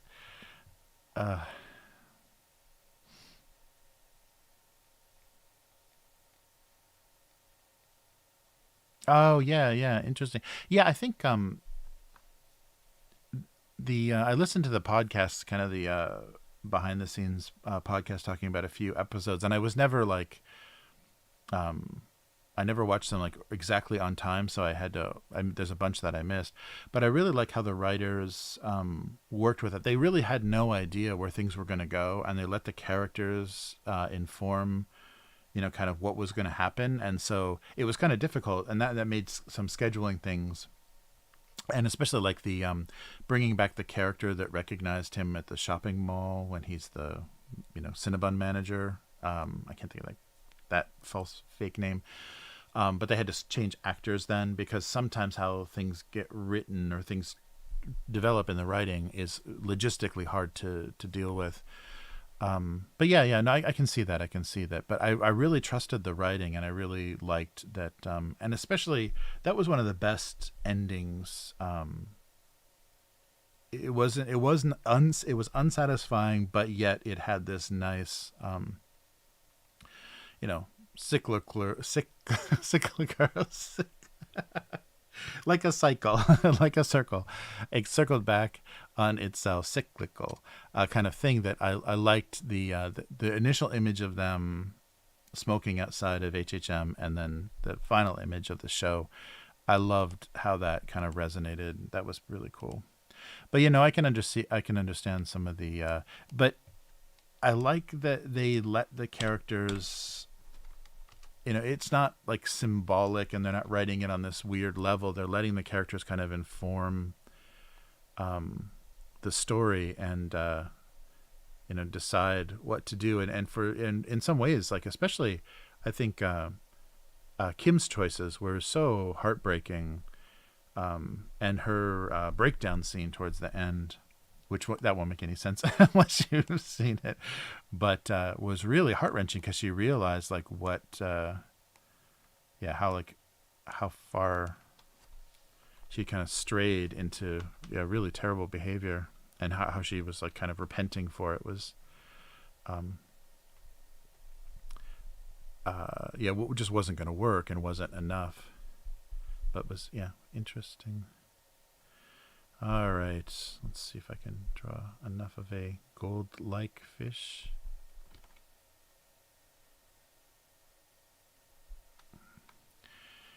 That's on a separate layer, right? Oh, good. God. Make it a little smaller.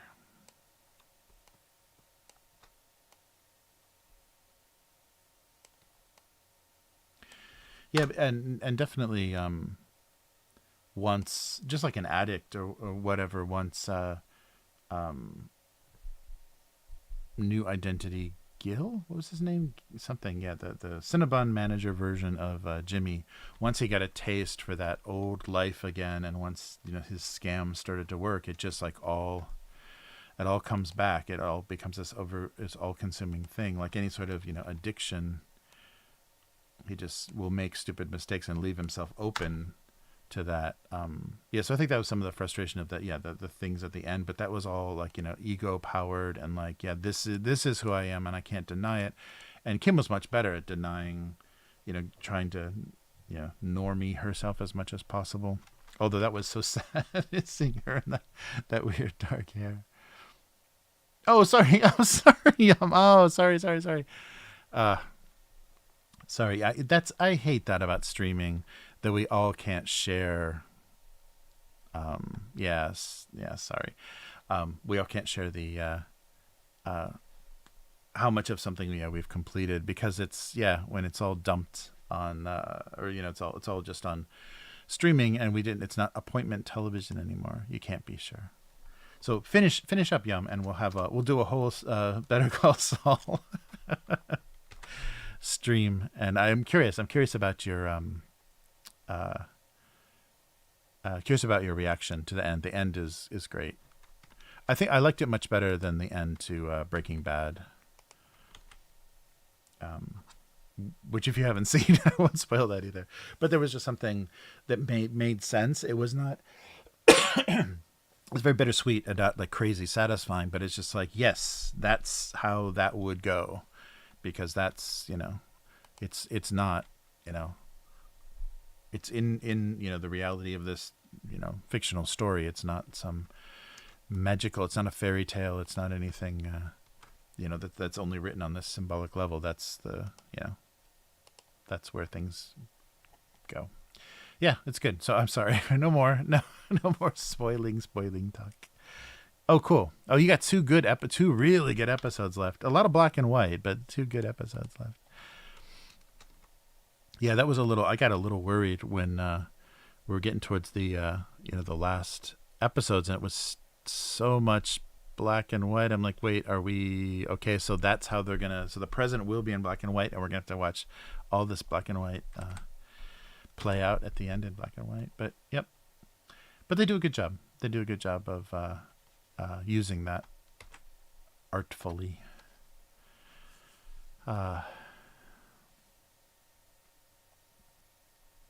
Yeah, I think Better Call Saul would be much more. I don't know, the brother stuff. Oh, just the.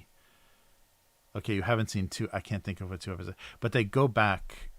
We have another scene with Saul and his brother, and just going back into that world for a second, like, just hurts your heart, because you remember what they went through and all the crazy antagonism between them, and the kind of horrible ending of all of that for the 2 of them. Whoa, hey, microphone. So let's try to put this up here. But But yeah, that's some heartbreaking stuff. I much prefer going back to the beginning of his relationship with Kim than his back to his relationship with his brother. Ah, that's brutal. Yeah, yeah, they did a good job. And Michael McKean, I'm really surprised how well he did the dramatic. I don't remember seeing him. I always think of him as Lenny from Laverne and Shirley. I don't remember seeing him in a lot of dramatic roles, but the actor that plays his brother does a really good job. And Carol Burnett does an amazing job as the mother of the guy that recognizes Saul at the end. She does a really good job in a dramatic role. Yeah, those are some really surprising performances because it's comedy actors that can really deliver, as far as and have like screen presence. That's a very interesting thing because there are some people, they're not much to look at. They don't have a particularly nice voice or anything. Whoa, but you just can't stop looking at them when they're on camera, and that's like that undefinable trait. And it's interesting when people that just for comedy have that idea.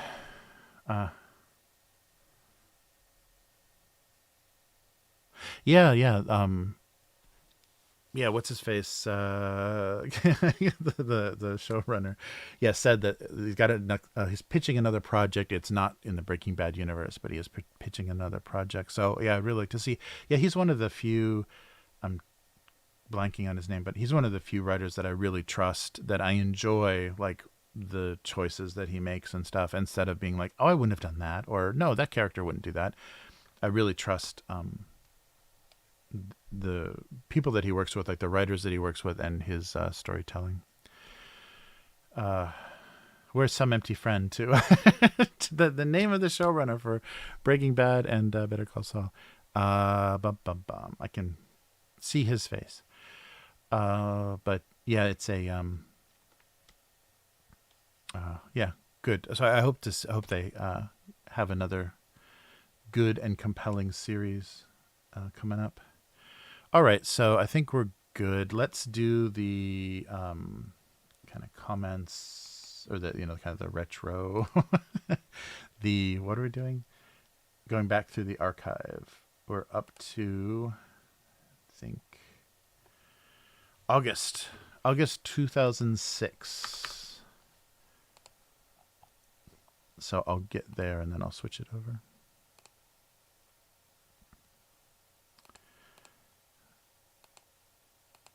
And we're still daily, so all right. That's right, a film joke. Okay, let's get up a little bit and switch over. So not strictly comments, but yeah, just kind of going back through 20 years of this cartoon. Oh, I'm not signed in. Bum, bum, bum. Now you can guess my password. Okay. Oh, I read already. Okay. So August 1st for film photography was merely a byproduct of the discomfort of exposure. Exposed film. Okay, so August 2nd, 2006, Bunt was the lowest form of cake. Yes, so there's a Bunt cake pan. Yeah, they don't have Bunt cakes here in Japan, but they do have the log cake, the Baumkuchen. They love that here in Japan. I don't know why. It's a good cake. It's a very minimal minimalist cake, but it's yeah. Yes, of course. The password it's password 123. So I'm actually not that stupid. Oh, sorry. Wait, I shouldn't have said that. Oh yeah, right. Yeah, Bob Odenkirk too. Yeah. Speaking of, yeah, I'm ignoring the biggest the biggest example of a comedian that is a good dramatic actor, because he was basically still a comedian as Saul in Breaking Bad. And they even said that when they approached him about doing Better Call Saul, he said, how are you going to base a series on the comic relief of Breaking Bad? He was always the hey, trying to the sleazy lawyer, the ambulance chasing kind of sleazy lawyer. How are you going to make that a compelling character, and they did. Yeah, yeah, it's crazy. Uh, oh yeah, you know from Tim and Eric, you have to watch Mr. Show. Yum. Do you know Mr. Show? The Bob and Dave. Uh, David Cross and Bob Odenkirk did a show on HBO, like three, 3 or 4 seasons, called Mr. Show. They brought it back.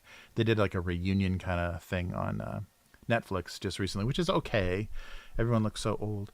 But yeah, Mr. Show. Oh my God, that's some good stuff. Yeah, right, right.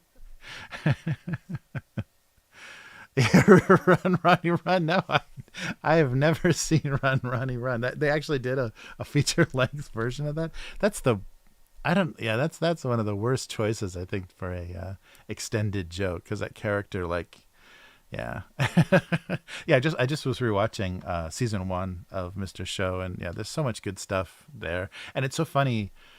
It's in the '90s in LA, and it's so funny to see the audience. There's so many comedians in the audience, just watching the show, and then always like Alyssa Milano was always there. I don't know who she was a fan of, but she was always in the audience. And there's always, like, I saw Margaret Cho, and just in the first season there was a couple. I was like, oh my God, there's so many recognizable comedians of that time. And then of course on the show, like, acting in the show, or performing in Mr. Show, there were so many comedians. Like, there's early Jack Black and early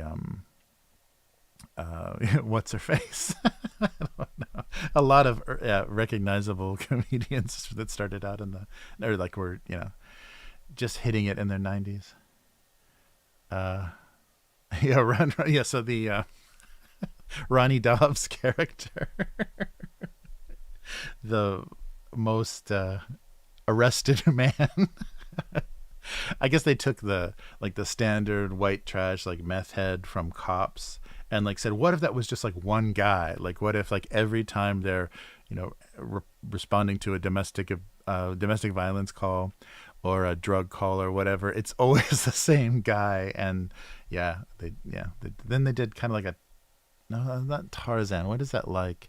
But yeah, a director then became fascinated with him and made him super successful. And then in the original skit, then he loses the ability. Then they're making fun of that joke, like, you won't be able to get arrested in this town. So that's a threat, like a threat like you would make to someone famous or someone like in an entertainment business, like, we're gonna destroy your career so badly that you can't even get arrested in this town. So people will ignore you so much that no matter what you do, the police won't even show up to do anything about it. So the joke of once he got famous, then he couldn't get arrested anymore. He lost his ability to be arrested. So stupid. And his wife was Jenny McCarthy, just in that sketch. I don't know what they did in the movie. Right. Yeah, very 90s cast. Some of the cast is very 90s. Next, we're only at August 3rd. Hey, look at that Marlboro container. He still thought he was pretty cool. Yeah, this was in the beginning of like total indoor smoking bans in LA. That was crazy, because there used to be hospitals. You can't smoke in a hospital. There's certain, like, federal buildings or whatever. And then it was bars, then it was restaurants, then it's any indoor thing. And then every TV and movie production, they had to use fake tobacco, because you couldn't endanger people with secondhand smoke in an indoor space. And I think even like a lot of outdoor scenes where they were shooting, they made people use that, and people complain that it's really horrible. It tastes really horrible, but fake non-carcinogenic tobacco. Hmm. Yeah, yeah, it's not as like kind of irreverent and odd as Tim and Eric. It's probably gonna feel a little dated. I liked all of this because that's the '90s, like when Patton Oswalt was great, and unlike now, and David Cross was doing really good stand up and stuff. that's when all of that, like, kind of, kind of the alt comedy stuff was popular. They're not the, the guy wearing the t-shirt and the blazer in front of the brick wall. It's like the more student, university aimed alternative comedy stuff. So all those people were in that show. Yeah, Mr. Show.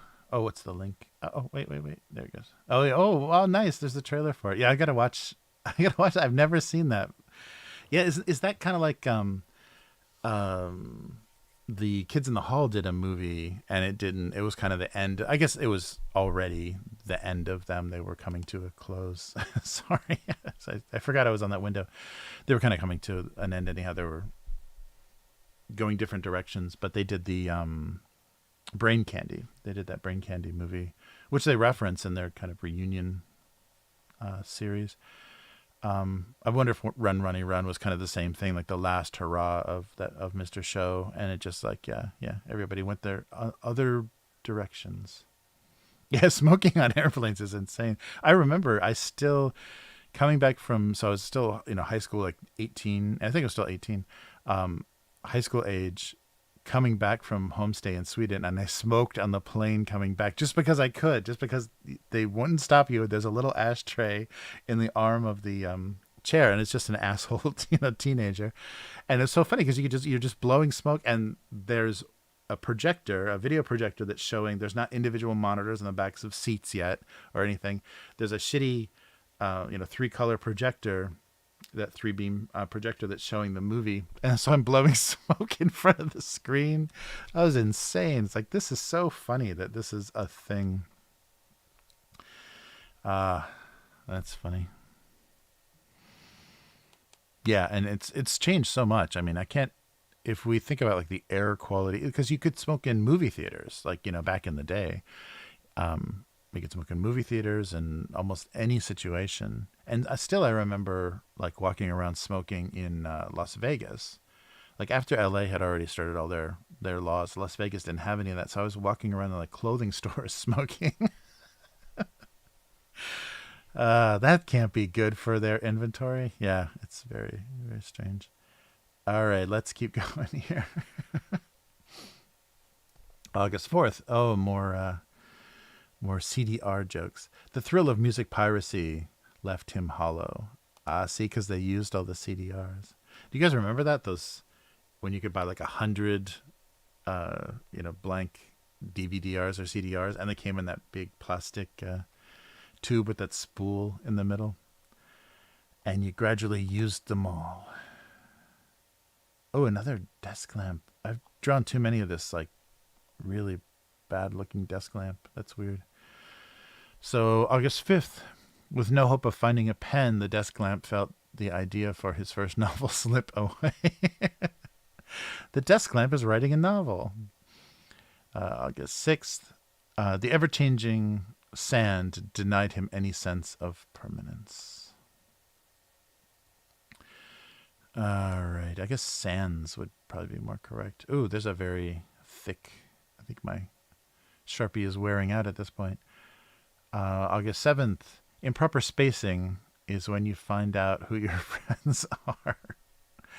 He fell over and no one was there to catch him. August 8th, oh, there's a reprise of the paper umbrella. August 8th, it seemed pointless now that there weren't even ice cubes to enjoy his paper umbrella. Oh, paper umbrellas. Oh, salt and pepper. August 9th, it soon became apparent that spilt salt was only funny under certain circumstances. Oh, yeah, the gag of like loosening the top of the salt shaker. So when you... Does anybody like still put salt on their food like at a restaurant? I don't know if I would even trust a salt and pepper shaker that's just been sitting there. But yeah, you loosen the top and then somebody goes to put salt on something and the whole entire shaker and empties onto their plate. Haha. A classic. So August 10th, bathroom reading disparaged all literary traditions. All right. Yeah, I'm just thinking of like that, like visiting someone, like using someone's restroom, and the Back of the toilet tank has a big stack of like books or magazines on it or whatever. Bathroom reading.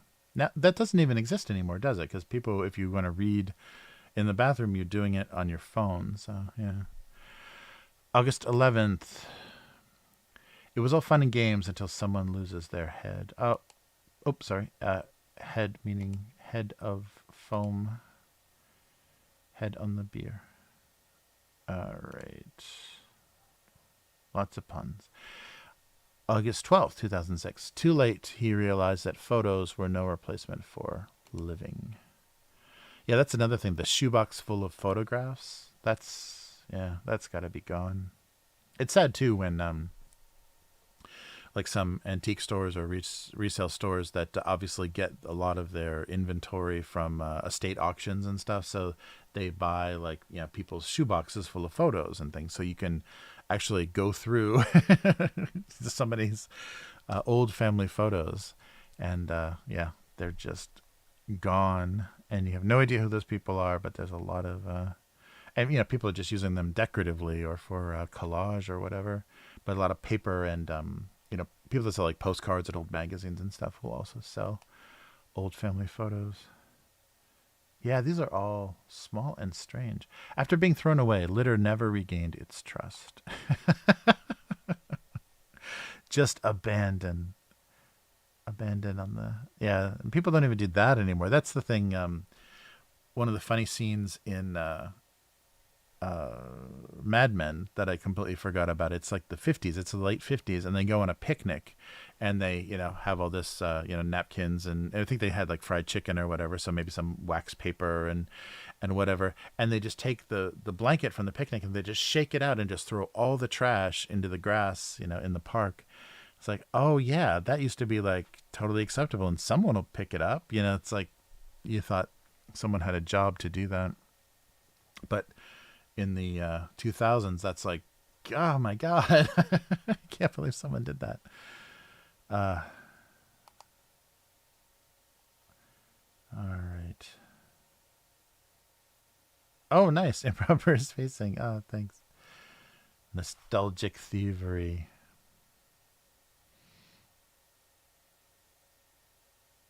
All right. August 14th. Oh, look at that. An old bubble jet printer. Plain paper communication was extremely overrated. Printer jokes. Upon hitting the floor, August 15th, upon hitting the floor, the box of cereal reconsidered his position on sugar coating. All right, a little wobbly looking cereal box there.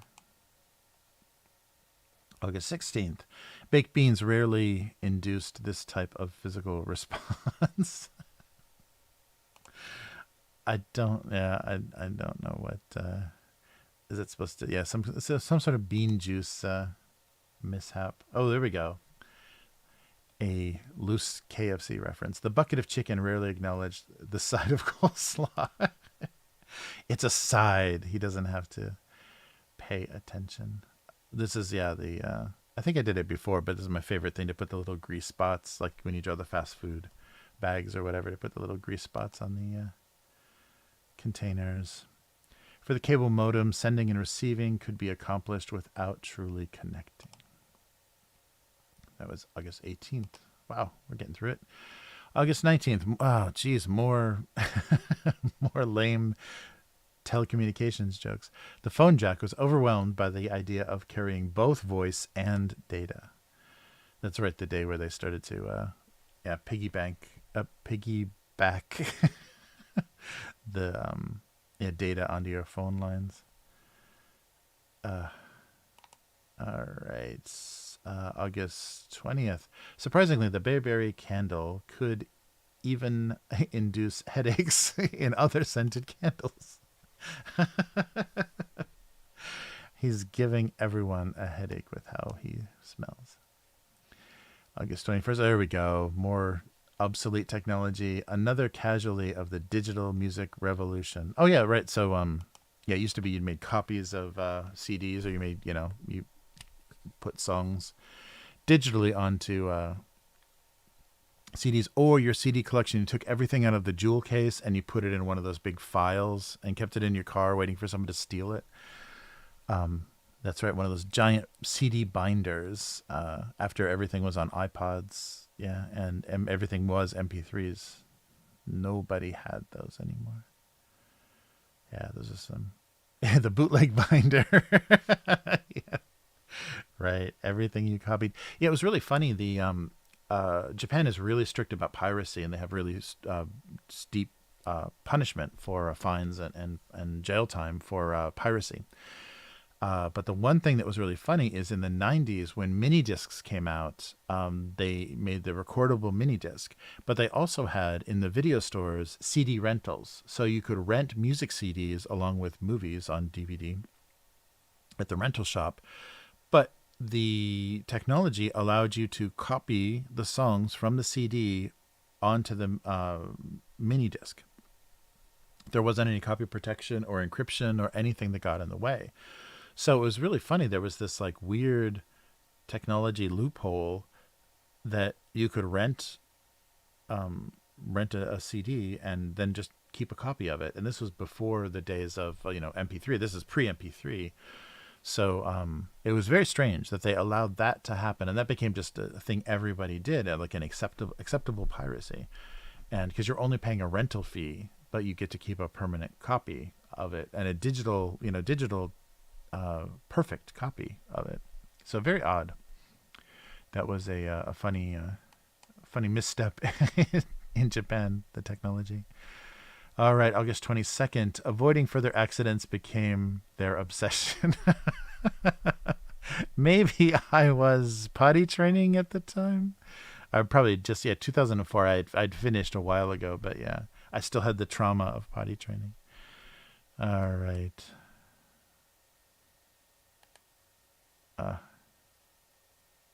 In America, bootleg websites are legal so long as you don't download anything. Really? Oh, that's interesting. Yeah, of course. I remember one of my favorite things while I was working. Somebody did a Flash or director based player on a website, and it was I'm forgetting the name of it, but it was like movie soundtrack or the soundtracks of movies or the sound of movies or whatever. So it was all these famous movies. It was like Star Wars and Citizen Kane and all of the Jaws and everything, but it was just the audio track of the movie. So they weren't pirating the movie itself. You could just listen to the whole movie, only the audio of it. And so while you're working, you're not looking at anything anyhow. So it was a really fun thing to just have on. And so it was just like you had the movie playing, and because it was only audio, it was in the beginning of MP3 days. The audio file was much smaller, so you could just stream it over this website. So I just listened to movies as a distraction before the days of being able to pirate any movie you wanted. But that was really funny. Yeah, the argument is just they're just a search engine. So long as the website isn't hosting the movie files and the consumer isn't downloading a copy, they are innocent. Yeah, right. That same reason, the same judgment that Google got, and all the, hey, we're not responsible for what people put up there, and yeah, interesting. I forget what that was called, but yeah, they made that decision. It was a publisher versus a host or whatever the terminology they used is. Floppy disk joke. After the upgrade, the computer felt unwilling to accept his new cutting edge lifestyle. Which one? What's the cutting edge lifestyle? The CDR or the? I guess that's supposed to be. Is that a flop? Oh no. I think what that was a because you could do internal zip drives and things. I think back in the day, I was like trying to archive everything on zip drives and those larger capacity disk things. So maybe that's what the joke is. It's lost in time. August 24th, 2006. Bagged or canned was even more alienating than dog or cat. So not only did the difference in the pet, but the difference in the format went. Oh, right, right, right. Yeah, that's right. Media Fire. Yeah, that's really funny. And now we have things that are produced for streaming that have only ever been on streaming, that will never be on physical media. They'll never be published officially, like an official release on media. And so if anything happens to the rights, they just disappear. That's insane that we got to that point. So August 25th, immune to washing, grains of sticky rice lingered from meal to meal.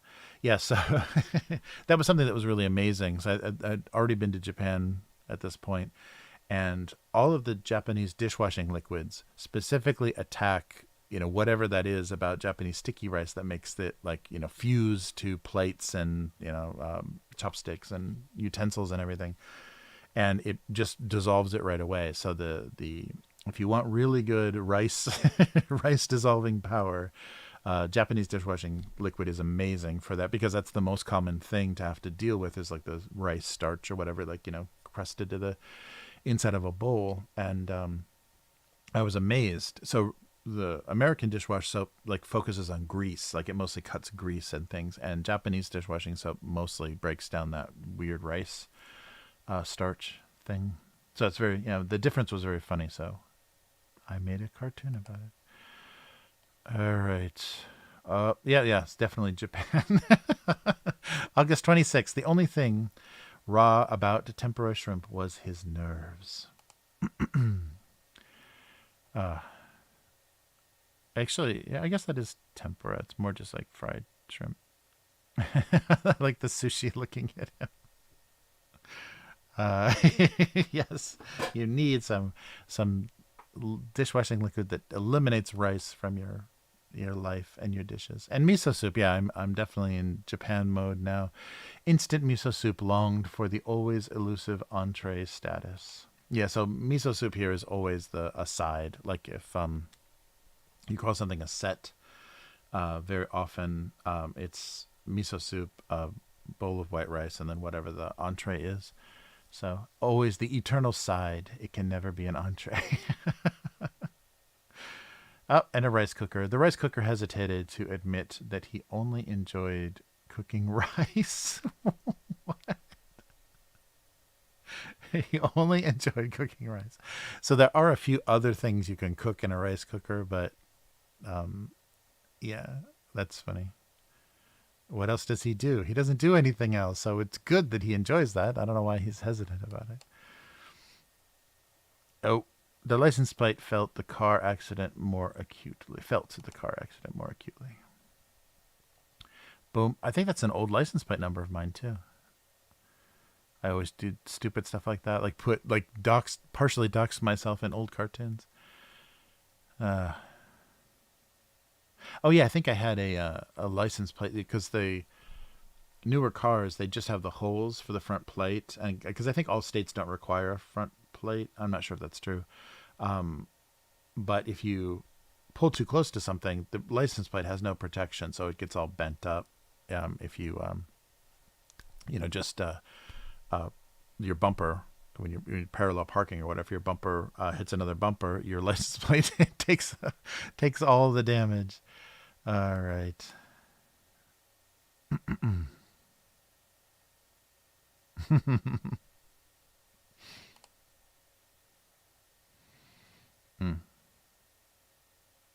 So the August 30th, the cocktail shaker never knew whether it was her or the vigorous shaking that made his head spin. Nice. So it was the attractive drink glass, the martini glass, the aperitif glass. Coffee. Oh, there we go. So instead of coffee break, the joke is past tense, coffee broken. All right. And September 1st, we made it. The mildness made him doubt his salsa-ness. Is mild salsa even truly salsa? A salsa joke. Wow, we made it through. It's very international. Oh yeah, yeah, yeah. That's true. I try to avoid that, but yeah, I make the mistake of yeah, the effect that the on the object is coming from a human. I That was supposed to be one of the rules, but I do violate it occasionally. Yeah, just the only thing that I think I've stuck to is I've never written a question as the joke for the cartoon, because that seemed to be too easy. That seemed to be like the first tendency was to make everything a funny question for the tone of this, and it just never worked. Yeah, yeah. Oh, a salsa shaker. Nice, nice. Yeah, I know. I would love some good salsa and chips. You can't get. I can get some cheap like old El Paso or something. There's a couple import shops that have that kind of stuff, but like real like handmade salsa and good quality chips are hard to get here. All right, so what are we doing here? Oh no, we're writing some jokes. Oh, I fell off the screen. Okay. So, yeah, that's the evil thing about drawing food cartoons is they do they do unfortunately make you hungry.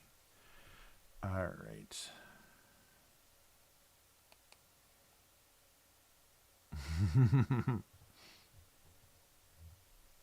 Some America stuff mailed to you. Oh, wow. Oh, you guys are sweet. Yeah, I've got a PO box now that I can forward from. So yeah, that would be cool. That might work well, because then you guys won't have to kill yourselves with international postage, and I can just forward it from there, and it's pretty reasonable. Like if I send stuff all like multiple things all at once, it's pretty reasonable. Oh, nice. Yeah, yeah, that's true. That's true. Yeah, the it's you can't get good jalapeno here though. Onions are okay. Tomatoes are pretty good. A lot of Italian, like sweet Italian tomatoes.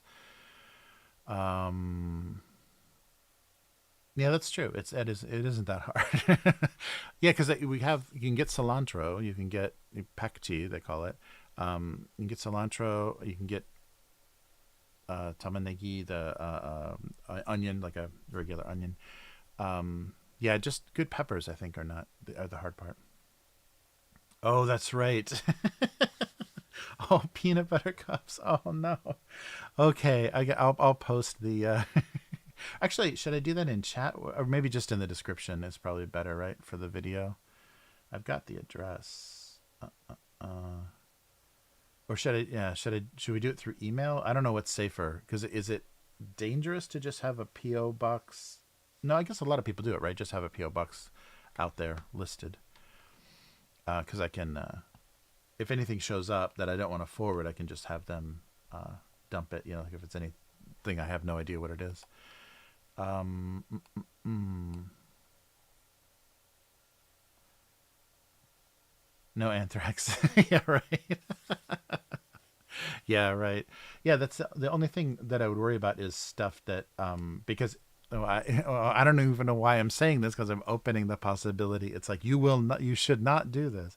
But the thing that you shouldn't do is stuff that is illegal in Japan. If it's sent to me, they will stop it in the mail, and then they'll come arrest me or they'll come fine me for receiving it. So a lot of people, a lot of executives that work like for international companies that visit Japan, they'll have their assistant or whatever mail them their meds or whatever. And even though it's prescription drugs, if they're not legally prescribed in Japan, you can't have them.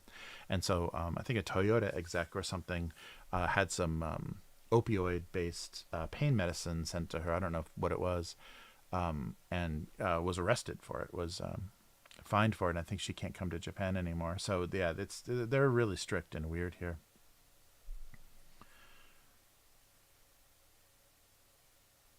Oh, interesting. True Help. I never thought about that. Yeah, that app. I saw. Was it? I don't think it was Lufthansa. It was some European airline that has banned those Apple AirTags because someone had one on his bag. They claimed the bag was lost, and he said, "No, it's in France." Like he very easily found it. So it's embarrassing for them to. Yeah, isn't that weird? It's like they arrest you for receiving it. I guess assuming that you requested it or you're somehow involved.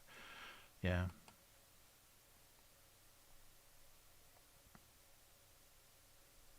Oh, interesting. Yeah, yeah.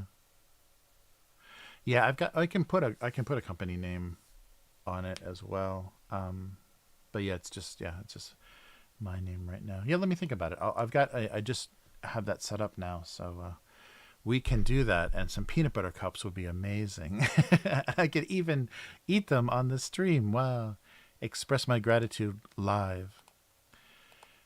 All right, so pasta sauce, pasta night. Yeah, being involved. Something about the messiness or the little weird red dots of pasta everywhere. Um,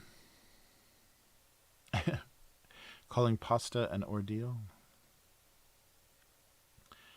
Uh, uh,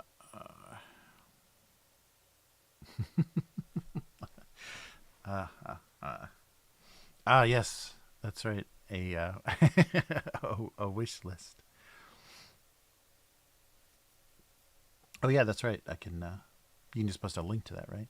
I'm not enough of a whore that I've figured out the Amazon wish list thing yet, but I will. I will. Uh, oh yeah, yes, yeah. Something about yeah, kind of implying that it was either pasta night or murder. I tried to make the pasta sauce a little oranger so it didn't read like only as blood. Um, yeah, something about uh,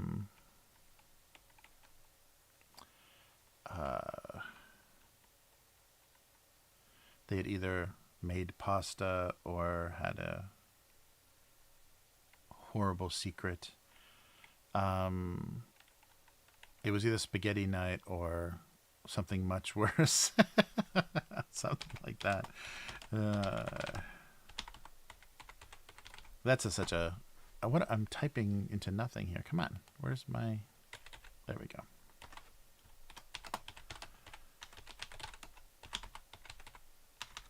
I think that's a '70s thing. That was before like they started having you know working families. Both parents working in families always had the pizza night or fast food night or whatever. Spaghetti night I think was the original version of that. The easiest, just for non-Italians, the easiest thing to make, and just a jar of spaghetti sauce and some uh, cheap pasta. It was a spaghetti night or something far worse.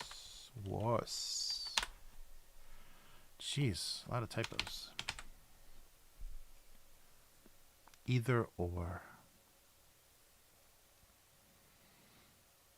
Reefer madness, yeah. Pot leads to murder. Oh, yeah, that's right. That's right. Yeah, good idea. Yeah. Get some Halloween. Yeah, I didn't even think of that when I was drawing, too. I should do some Halloween themed stuff this year so I can keep the collection growing. Is it spaghetti in it or something far worse? Far more sinister? Far darker? Maybe worse is okay. Doesn't sound as horrific. Okay. Oh, I didn't do any reflections on the glass. That's why it looked weird. Or maybe it doesn't read very well. Oh, no, it does okay. Yeah, the kind of opposing, more lit side. Should I do white? Oh, yeah, maybe. That helps it read as glass much more. All right. Procrastinating.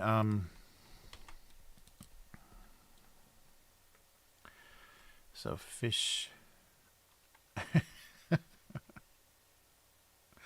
So, um, is it like a body shaming joke or fish? Oh, wait. The little pot was overflowing with spaghetti, and the joke could be something about. Oh, overestimating. Oh, yeah.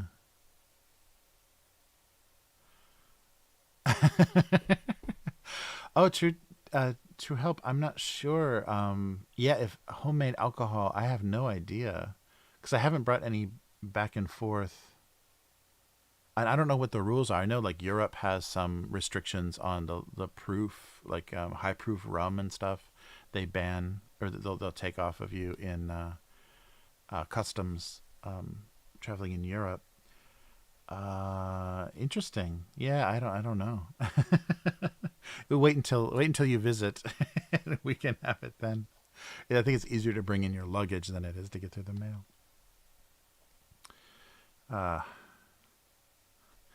yeah, overestimating, or yeah, being wrong about the amount, or left, yeah, just left to so I think those little dots of sauce are always from like, boiling sauce, like letting sauce like sputter on too high a heat. All right. Never expected this to be so butterberry. Fish bowl. So yeah, so like a body shape or body shaming joke. Like sometimes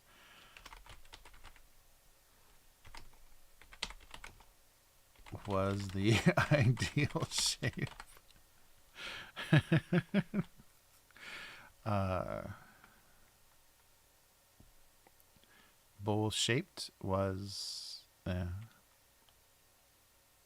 Sometimes bowl was the idea shape. That sounds really strange.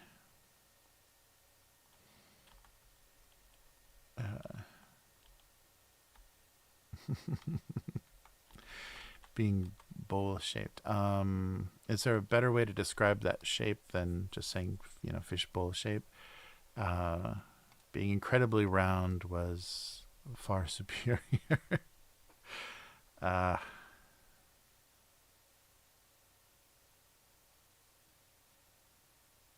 oh, interesting. Oh, that's so cool, True Help. Wow.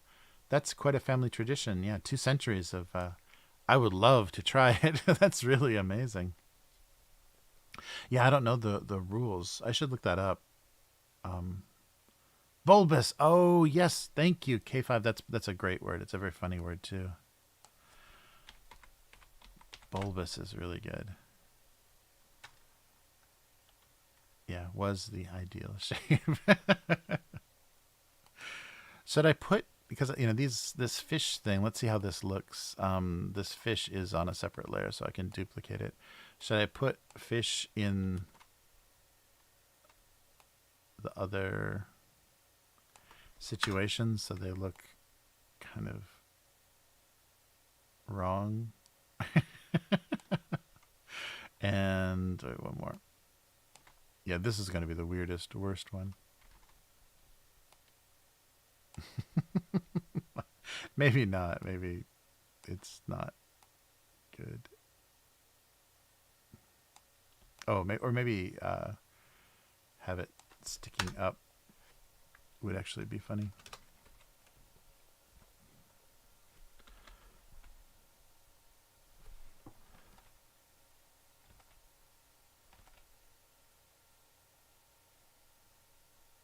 All right. And then a little bit here. A little dorsal fin jaws action here. Mm-hmm. Yeah, the one on the right is dead for sure. Certainly looks like it. Yeah. The one I want to make this one, yeah, look kind of crowded.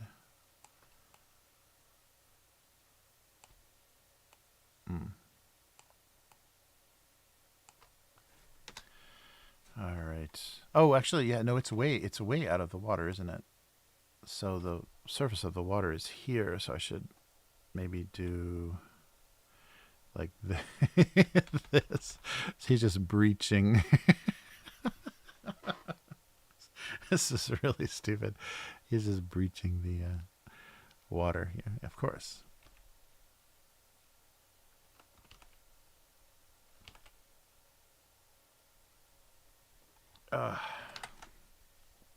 Half in, half out. I'm going to get some animal rights activists all over this cartoon. How could you do that to a blobby, blobby portrayal of a goldfish? All right. Yeah, is there any better way to say the fit or the... K5 doesn't believe in goldfish. Is there a... Yeah, bulbous is perfect. Perfect word for weird. Yeah, for that shape. That's good.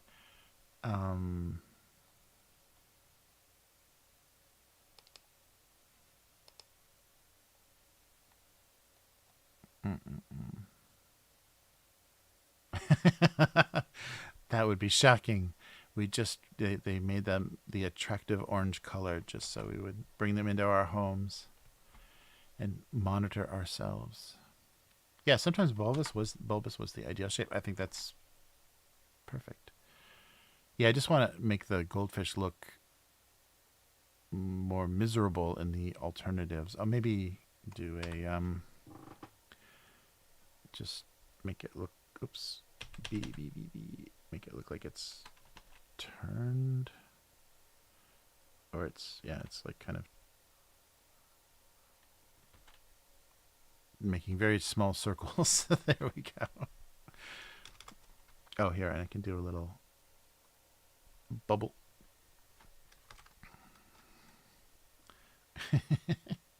Although goldfish don't make bubbles, do they? Because they don't breathe outside air. They're not mammals. All right. Sometimes bulbous was the ideal shape. And what's the other miss? Oh, yeah. It was either Spaghetti Night or something far worse.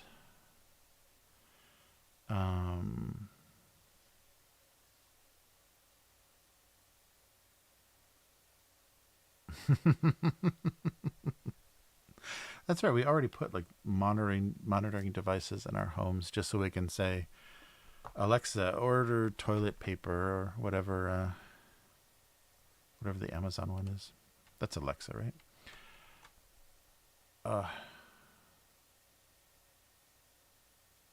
Yeah, I'll go with something far worse than Spaghetti Night. It's related to the Jeffrey Dahmer drama series. Something horrible on the stovetop. Okay, so let me do a quick spell check.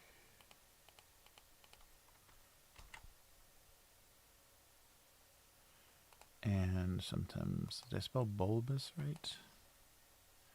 I don't think Adobe's going to know, so their dictionary sucks. Sometimes bulbous was the ideal shape. Okay.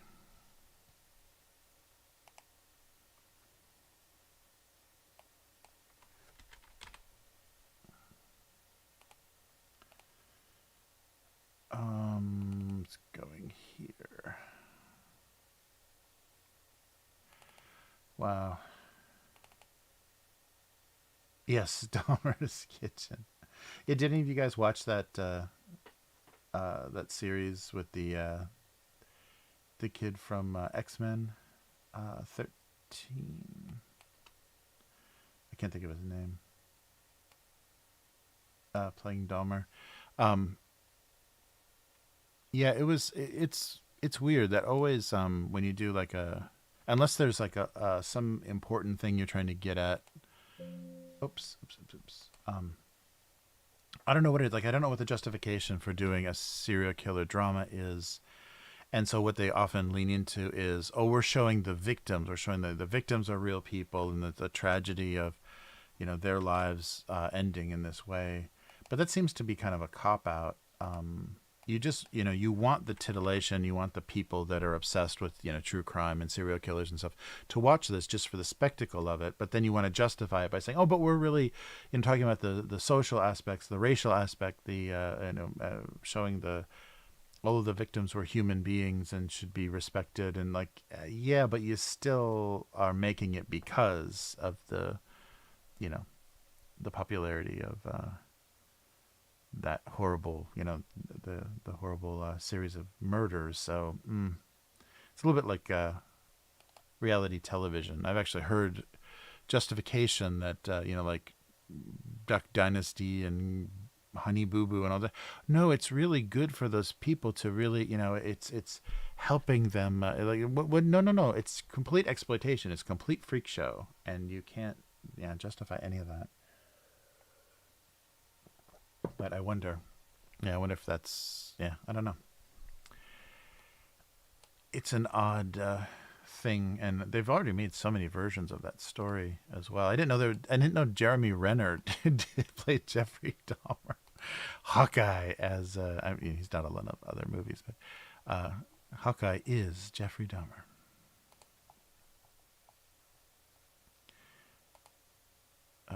He doesn't have he's not a, maybe he is. I don't know. He doesn't look, maybe just like his big face or whatever makes him not look like a very big guy. But I don't picture Dahmer was pretty tall, right? I thought he was kind of tall and lanky. So Jeremy Renner seems like an unlikely choice for Jeffrey Dahmer. All right. So these are going up just in time. Or maybe not, just too late. A little bit too late. Yeah, I have no idea. All right.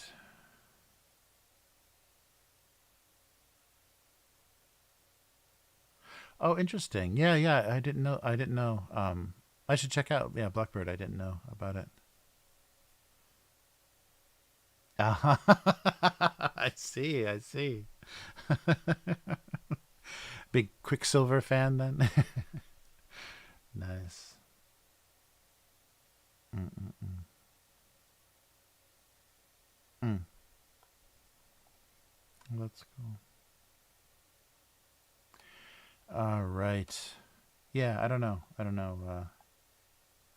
don't like how they justify that kind of stuff. And Netflix is infamous for doing that, especially when they're doing like actual documentaries. They always end it with a tribute or the family, like the one I just watched about that mother that murdered her ex-husband and her brother and kids and everything. And she was LDS, like she was going off the rails with her belief that she was speaking to angels or whatever. That had to end with a memorial to the victims. And it's like, yeah, you're just doing that to kind of not make this look like pure exploitation.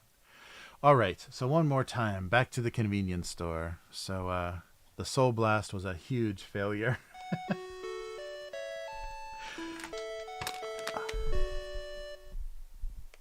I hate these microphones they put all over these convenience stores now. I'm breaking my illusion of actually sitting on the floor of a convenience store. All right. So, I didn't know. I was watching something about ColecoVision last night. I didn't know Coleco originally was the Connecticut Leather Company, and then they branched out into toys and vacuum-formed plastics, and then got into electronics. But Coleco stood for Connecticut Leather Company. I had no idea, because that was like such a brand, such a common brand when I was a kid. I think it died. I think they died in the early 90s. All right, so Ginbis. Ginbis? Yeah. So something biscuit. So yeah, Ginbis. Is so I'll say Bis is biscuit company. What's the longer biscuit? The Ginbis. That is so weird. That's one of those Japanese. So they're maybe some area, Ginza, whatever, Gifu, whatever. But they're taking those two words and making the little Ginbis. That's a terrible name for a company. So we'll see how terrible their animal crackers are. So The only reason that I got these, I mean, I like animal crackers when I was a kid, and especially the frosted, the pink and white frosted ones with the little sprinkles on them. But the thing that cracked me up about this, if you can see right here, the duck has his, oh no, you can't see. The duck has his first name abbreviated. So it's M Duck, and then everybody else is dog, lion, whatever. So I wanted to see if there's any other funny animal names. What is M Duck? Is this mallard duck or male duck or I don't know, Murphy duck? What's his name? Bean geese. Oh, these are really thin. Weird. Ew. Oh, they're strange. They're not frosted. They're just kind of like very thinly coated. So this is sheep. I'm going to find an angle where you can actually see the writing on the cookie. Sheep. But his head, I think his head broke up. They're kind of slimy. So they're just like very lightly coated in like strawberry chocolate. They're okay. The biscuits are not very good. This is pigeon. It's supposed to be a chicken. Oh no, it's got a smooth head, so I guess it's a pigeon. My favorite animal. Monkey. Monkey is sitting up. Monkey. I can't. Yeah, just try to do an angle. So it's written vertically. That's weird. These are okay. Another monkey. Come on. Tiger? That is so a house cat. Maybe it's a house cat named Tiger. There's not even like pretending that that's the shape of a tiger. Oh, these are so incompetent. And not even like, cartoonish or chibi, versions. Bear. Yeah, see, they're really thin. They're not very crispy, though, but maybe they were more crispy. And they're just kind of soaked in a very... Because you can see, it's just kind of colored. The cookies themselves are not, like, heavily coated with chocolate. Very odd. Bat. My favorite circus animal is bat. Yeah, right. They had to label them. There's no way. And sheep again. M Duck didn't make an appearance. I guess it is kind of random. I don't know. Something. The head of something. You're watching me eat this entire thing. Oh, tortoise. Weird. The shapes are really terrible. I think you really have to abstract it. I love that kind of visual language of the animal crackers because it isn't very accurate, but you kind of understand what they're trying to do. They make it very stylized. These are really odd. And they're very mediocre. I mean, they're not terrible. The flavor's okay, but the biscuit is not. There's nothing. Oh, mouse. Another favorite circus performer of mine. Oh, that said men. Hen. The female chicken. Okay, do I have to eat every single one I read? Another bear. Another severed head. Oh, yeah, there's a lot of broken ones. Okay, I'm not going to eat all of these or else I'm going to probably make myself sick. Yeah, those are all broken. So our last surviving... We have a bear. See, I said I wasn't going to eat them. Okay, here's the best one.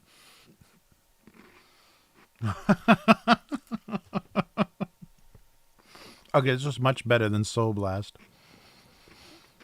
Peafowl.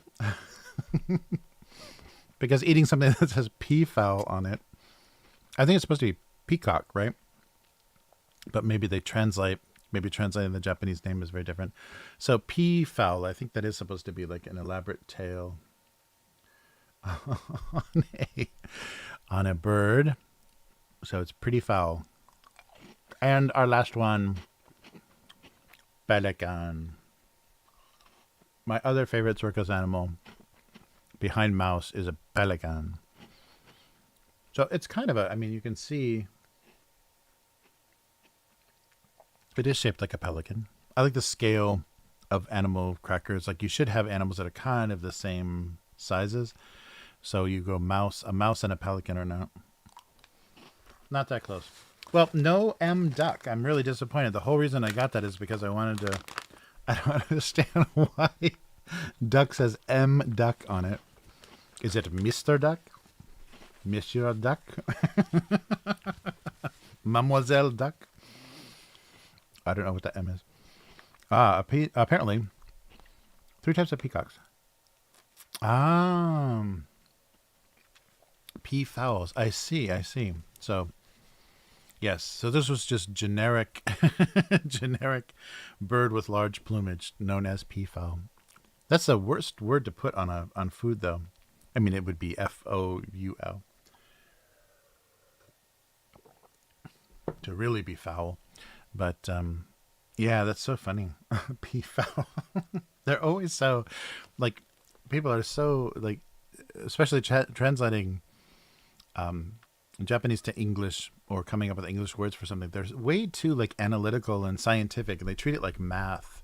So they miss the feeling or the weird sound of words very easily. Whereas, you know, they have enough English experience. They do kind of know, like a lot of people I've taught have a, you know, a good ear and a natural understanding of what sounds like natural English. So they wouldn't make these sort of mistakes, but they're too analytical and they treat language like math. And that's why it's, you know, so clumsy, is because it doesn't work that way. It's more, you know, especially interpretation and translation is much more artful. I see. So a generic PIFA. So those animals were that's a really ridiculous combination. We didn't even see them all. So that's pretty funny. But very mediocre biscuits. That's too bad. I really like the chunky, chunky kind of, they're not shortbread. They don't have enough like butter or whatever in them, or shortening to be shortbread. But that style of animal cracker, the one that comes in the little circus box, you know, the with the string handle on it. That I'm really dating myself now. But the frosted ones, yeah, the frosted ones are definitely my favorite. But those are very strawberry. Yeah, they're like it's weird that they did like a strawberry chocolate and then made it so thin. I guess because otherwise they'd be pretty heavy, and maybe they want it to be more kid friendly because it doesn't melt. The chocolate doesn't melt in your fingers because it's barely there. It's kind of absorbed into the cookie. Very strange. That's right. Let them be over analytical because that's where the humor comes from. Yeah, that's where you get all those funny Japanese expressions that, make people love Japan because they can't say anything correctly in English. Yeah, there's a really funny one. I don't know if it was a Japanese or a Chinese sign that said something about, like give up all hope from here, and it was like a hiking trail or something. And they mistranslated something, and the sign just said from this point on, give up all hope, or something really funny. It was just like, yeah, very, very wrong. It wasn't saying what they wanted it to say at all, but it was an official sign. Yeah. Let's see if I can just a quick.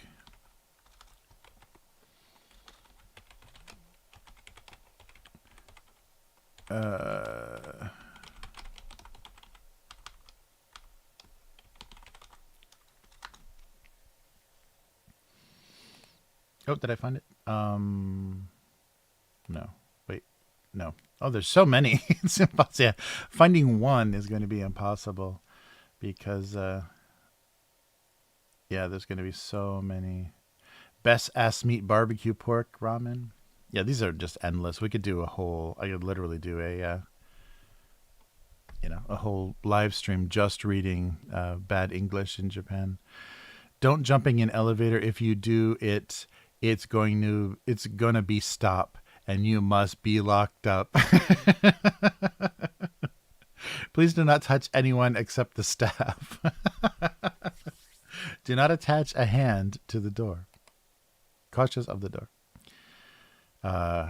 Yeah, there's a they did these big vinyl like decals now to make it clear like how they want people to line up for the trains. A lot of them they had just lines and little footprint like foot outline shapes and stuff, but they did like a big explanation in multiple languages, and the main part says like where the doors open.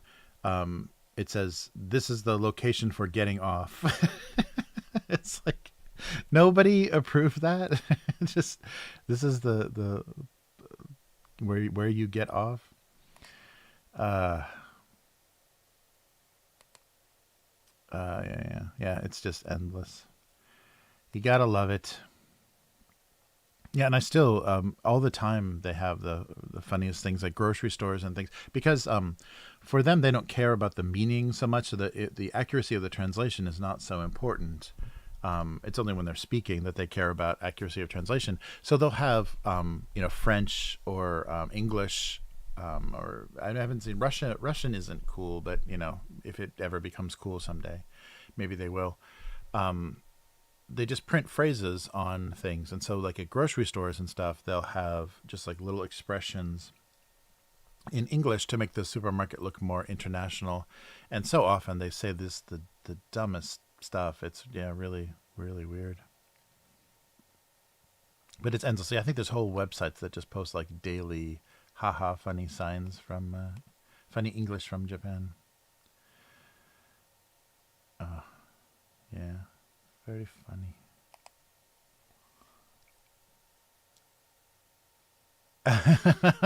Nice. F men cool. Yeah. Nice. Uh, oh yeah, definitely. Yeah, they're really easy to find. My daughter, that was what she would collect all the time. When she would every time she would come to Japan, she would always be buying, and especially for like young kids too.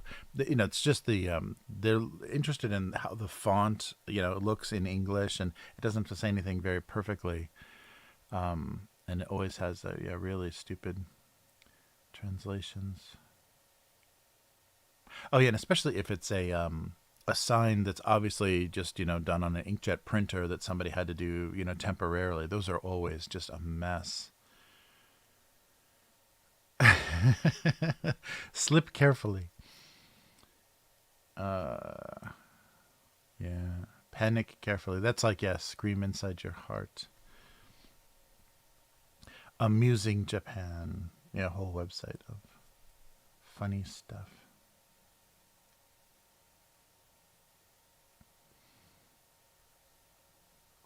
Mm. Yeah, it's very funny. Yeah, but it's just just like people get tattoos of kanji, like Chinese characters or Japanese kanji on them on their body, and they the whoever put it on there or wherever they got it from, they have some sort of idea. But also because those Chinese characters are used in different languages and different cultures, they do have different interpretations and different meanings. So sometimes you wouldn't say things in a certain way. So it's very odd. Some choices are very odd. Whereas I think the idea is that Chinese characters are more like runes, or they're like mystical symbols or whatever. Or they like have some deep mystical meaning. They're just pictogram letters that represent words and concepts. They don't they don't have this like magical meaning. But I think the New Age movement and stuff has like interpreted some of this stuff. This is the kanji for sky, and this is the kanji for mountain, and what does that mean? It doesn't mean anything. Like literally, a Japanese person's name, if they have mountain in their name, if they're like Yamata or what's a good Yamagawa or whatever, like it's like basically it's because their family lived between the mountain and the river that they're Yamagawa. So it's not because like they have the power of the mighty mountain and they flow like the river. There's no spiritual meaning to those characters at all. But I think it's kind of lost in translation, in English, and also people, they want to sell you some cool looking squiggle that they can write on you. Yeah. Fearful. Right, right, right. Yeah, and that's the also interpretation, like how Korea or Vietnam or like the countries that use both Chinese characters and their own alphabet, they'll interpret stuff differently. So yeah, yeah, you can't be sure that anything, yeah, that you mean. Yeah, because it's like if you wanted to say something was, big or strong or mighty, you might use the kanji dai, and that is size. But it can also, like, if you want to call yourself a strong person or powerful person, and you write the kanji for that, it could also mean fat person, or it could mean, it doesn't. It's like the range of interpretation is a little bit wide, and it just depends on how the different cultures use it or have imported it, because they all took the crazy huge Chinese alphabet and took only a part of it. So there's a lot of kanji, and that was one thing I was really surprised by. There was like a Japanese foreign exchange student my first year in high school, and people always wanted her to read stuff. Oh, what does this say? What does this say? What does this say? And most of the time she couldn't read a lot of Chinese characters, because the number of characters that have been adopted into the Japanese language are much smaller. It's only like 900 of the however many thousand there are total in Chinese, in simplified Chinese. So that was so funny. Uh-oh. Yeah, definitely. You put something permanently on your body from a foreign culture, you have no idea. Yeah, it's so funny. Yeah, I wonder if people have ever, done mean stuff. Oh yeah, I know a guy. I asked, what's the black band tattoo about on his arm? Apparently it was kanji, and it said goat fucker. He got kicked out of an Asian shop that had it blacked out. Nice. Yes, no goat fuckers in this shop. Yeah, it would be funny to just make a little change, and you can very easily, with small changes to the kanji, change the meaning of it.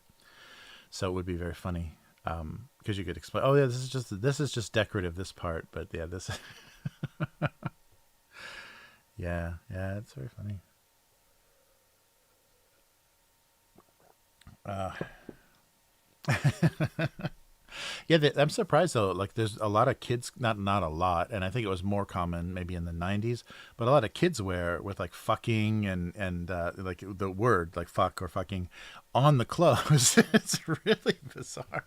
I just saw a girl with a sweatshirt, like a faux college sweatshirt on, that had the big blocky, serif font that just said, in those big bold like college letters, pervert, across her sweatshirt. And if she knew what that meant, if she knows what that means in Japanese, she wouldn't wear anything like that. It's like, that's opening yourself up to having a lot of weird foreign people speak to you, and like, I like your shirt, like, that's very weird. And it didn't look like the kind of person that wanted to put themselves in that place. But yeah, it's really surprising how many shirts for kids and stuff will just say, just have all this like weird profanity in them. Yeah, it's very, very odd.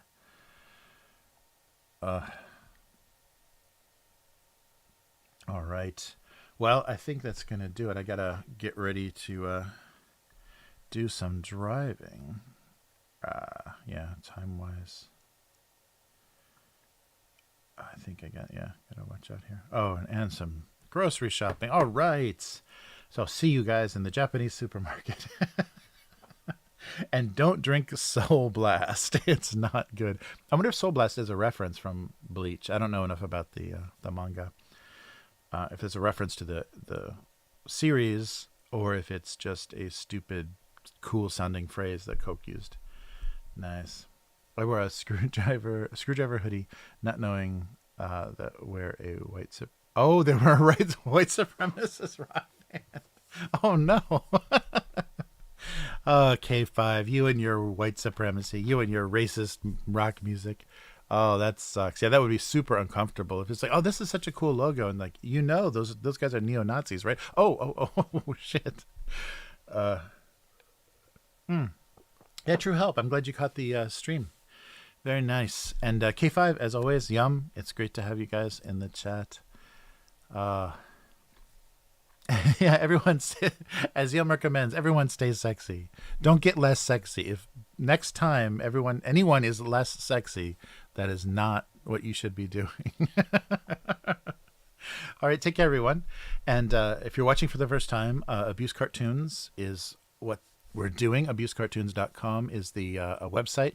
The series is called Domestic Abuse, and you can find the archive on gocomics.com/domestic abuse, and Abuse Cartoons on all social media, and currently on my Instagram, just Jeremy Lambros. I should go back. Wait, sorry, I go back to this. Sorry, yeah, you guys weren't even seeing the chat.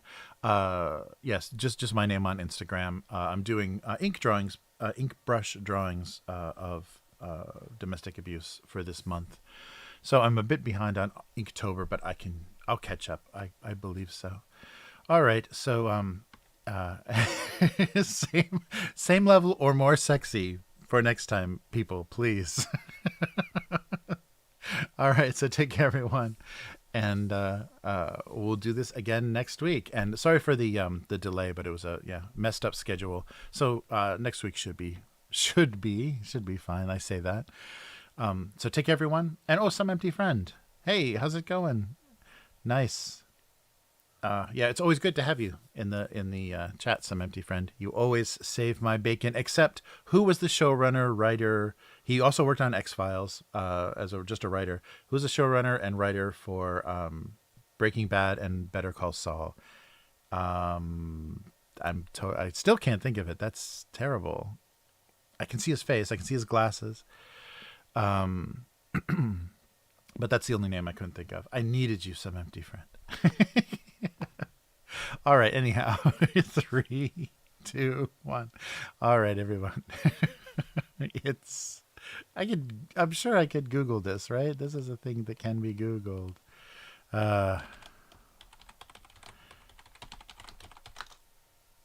Vince Gilligan. Oh, nice. Yes. Yeah, creator. Yeah, I guess he's not technically a showrunner. He is creator. He was writer on X-Files, but a creator of Breaking Bad and Better Call Saul.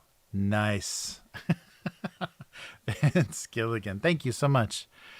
Always some empty friend. Very reliable. Very cool. Yeah, I hope the new project he's pitching does well and finds a good home. AMC is not a great home, so I hope that doesn't happen. All right, so everyone, take care. See you again next time. Some empty friend coming through in the clutch, as always. Take care, and see you again soon. Goodbye.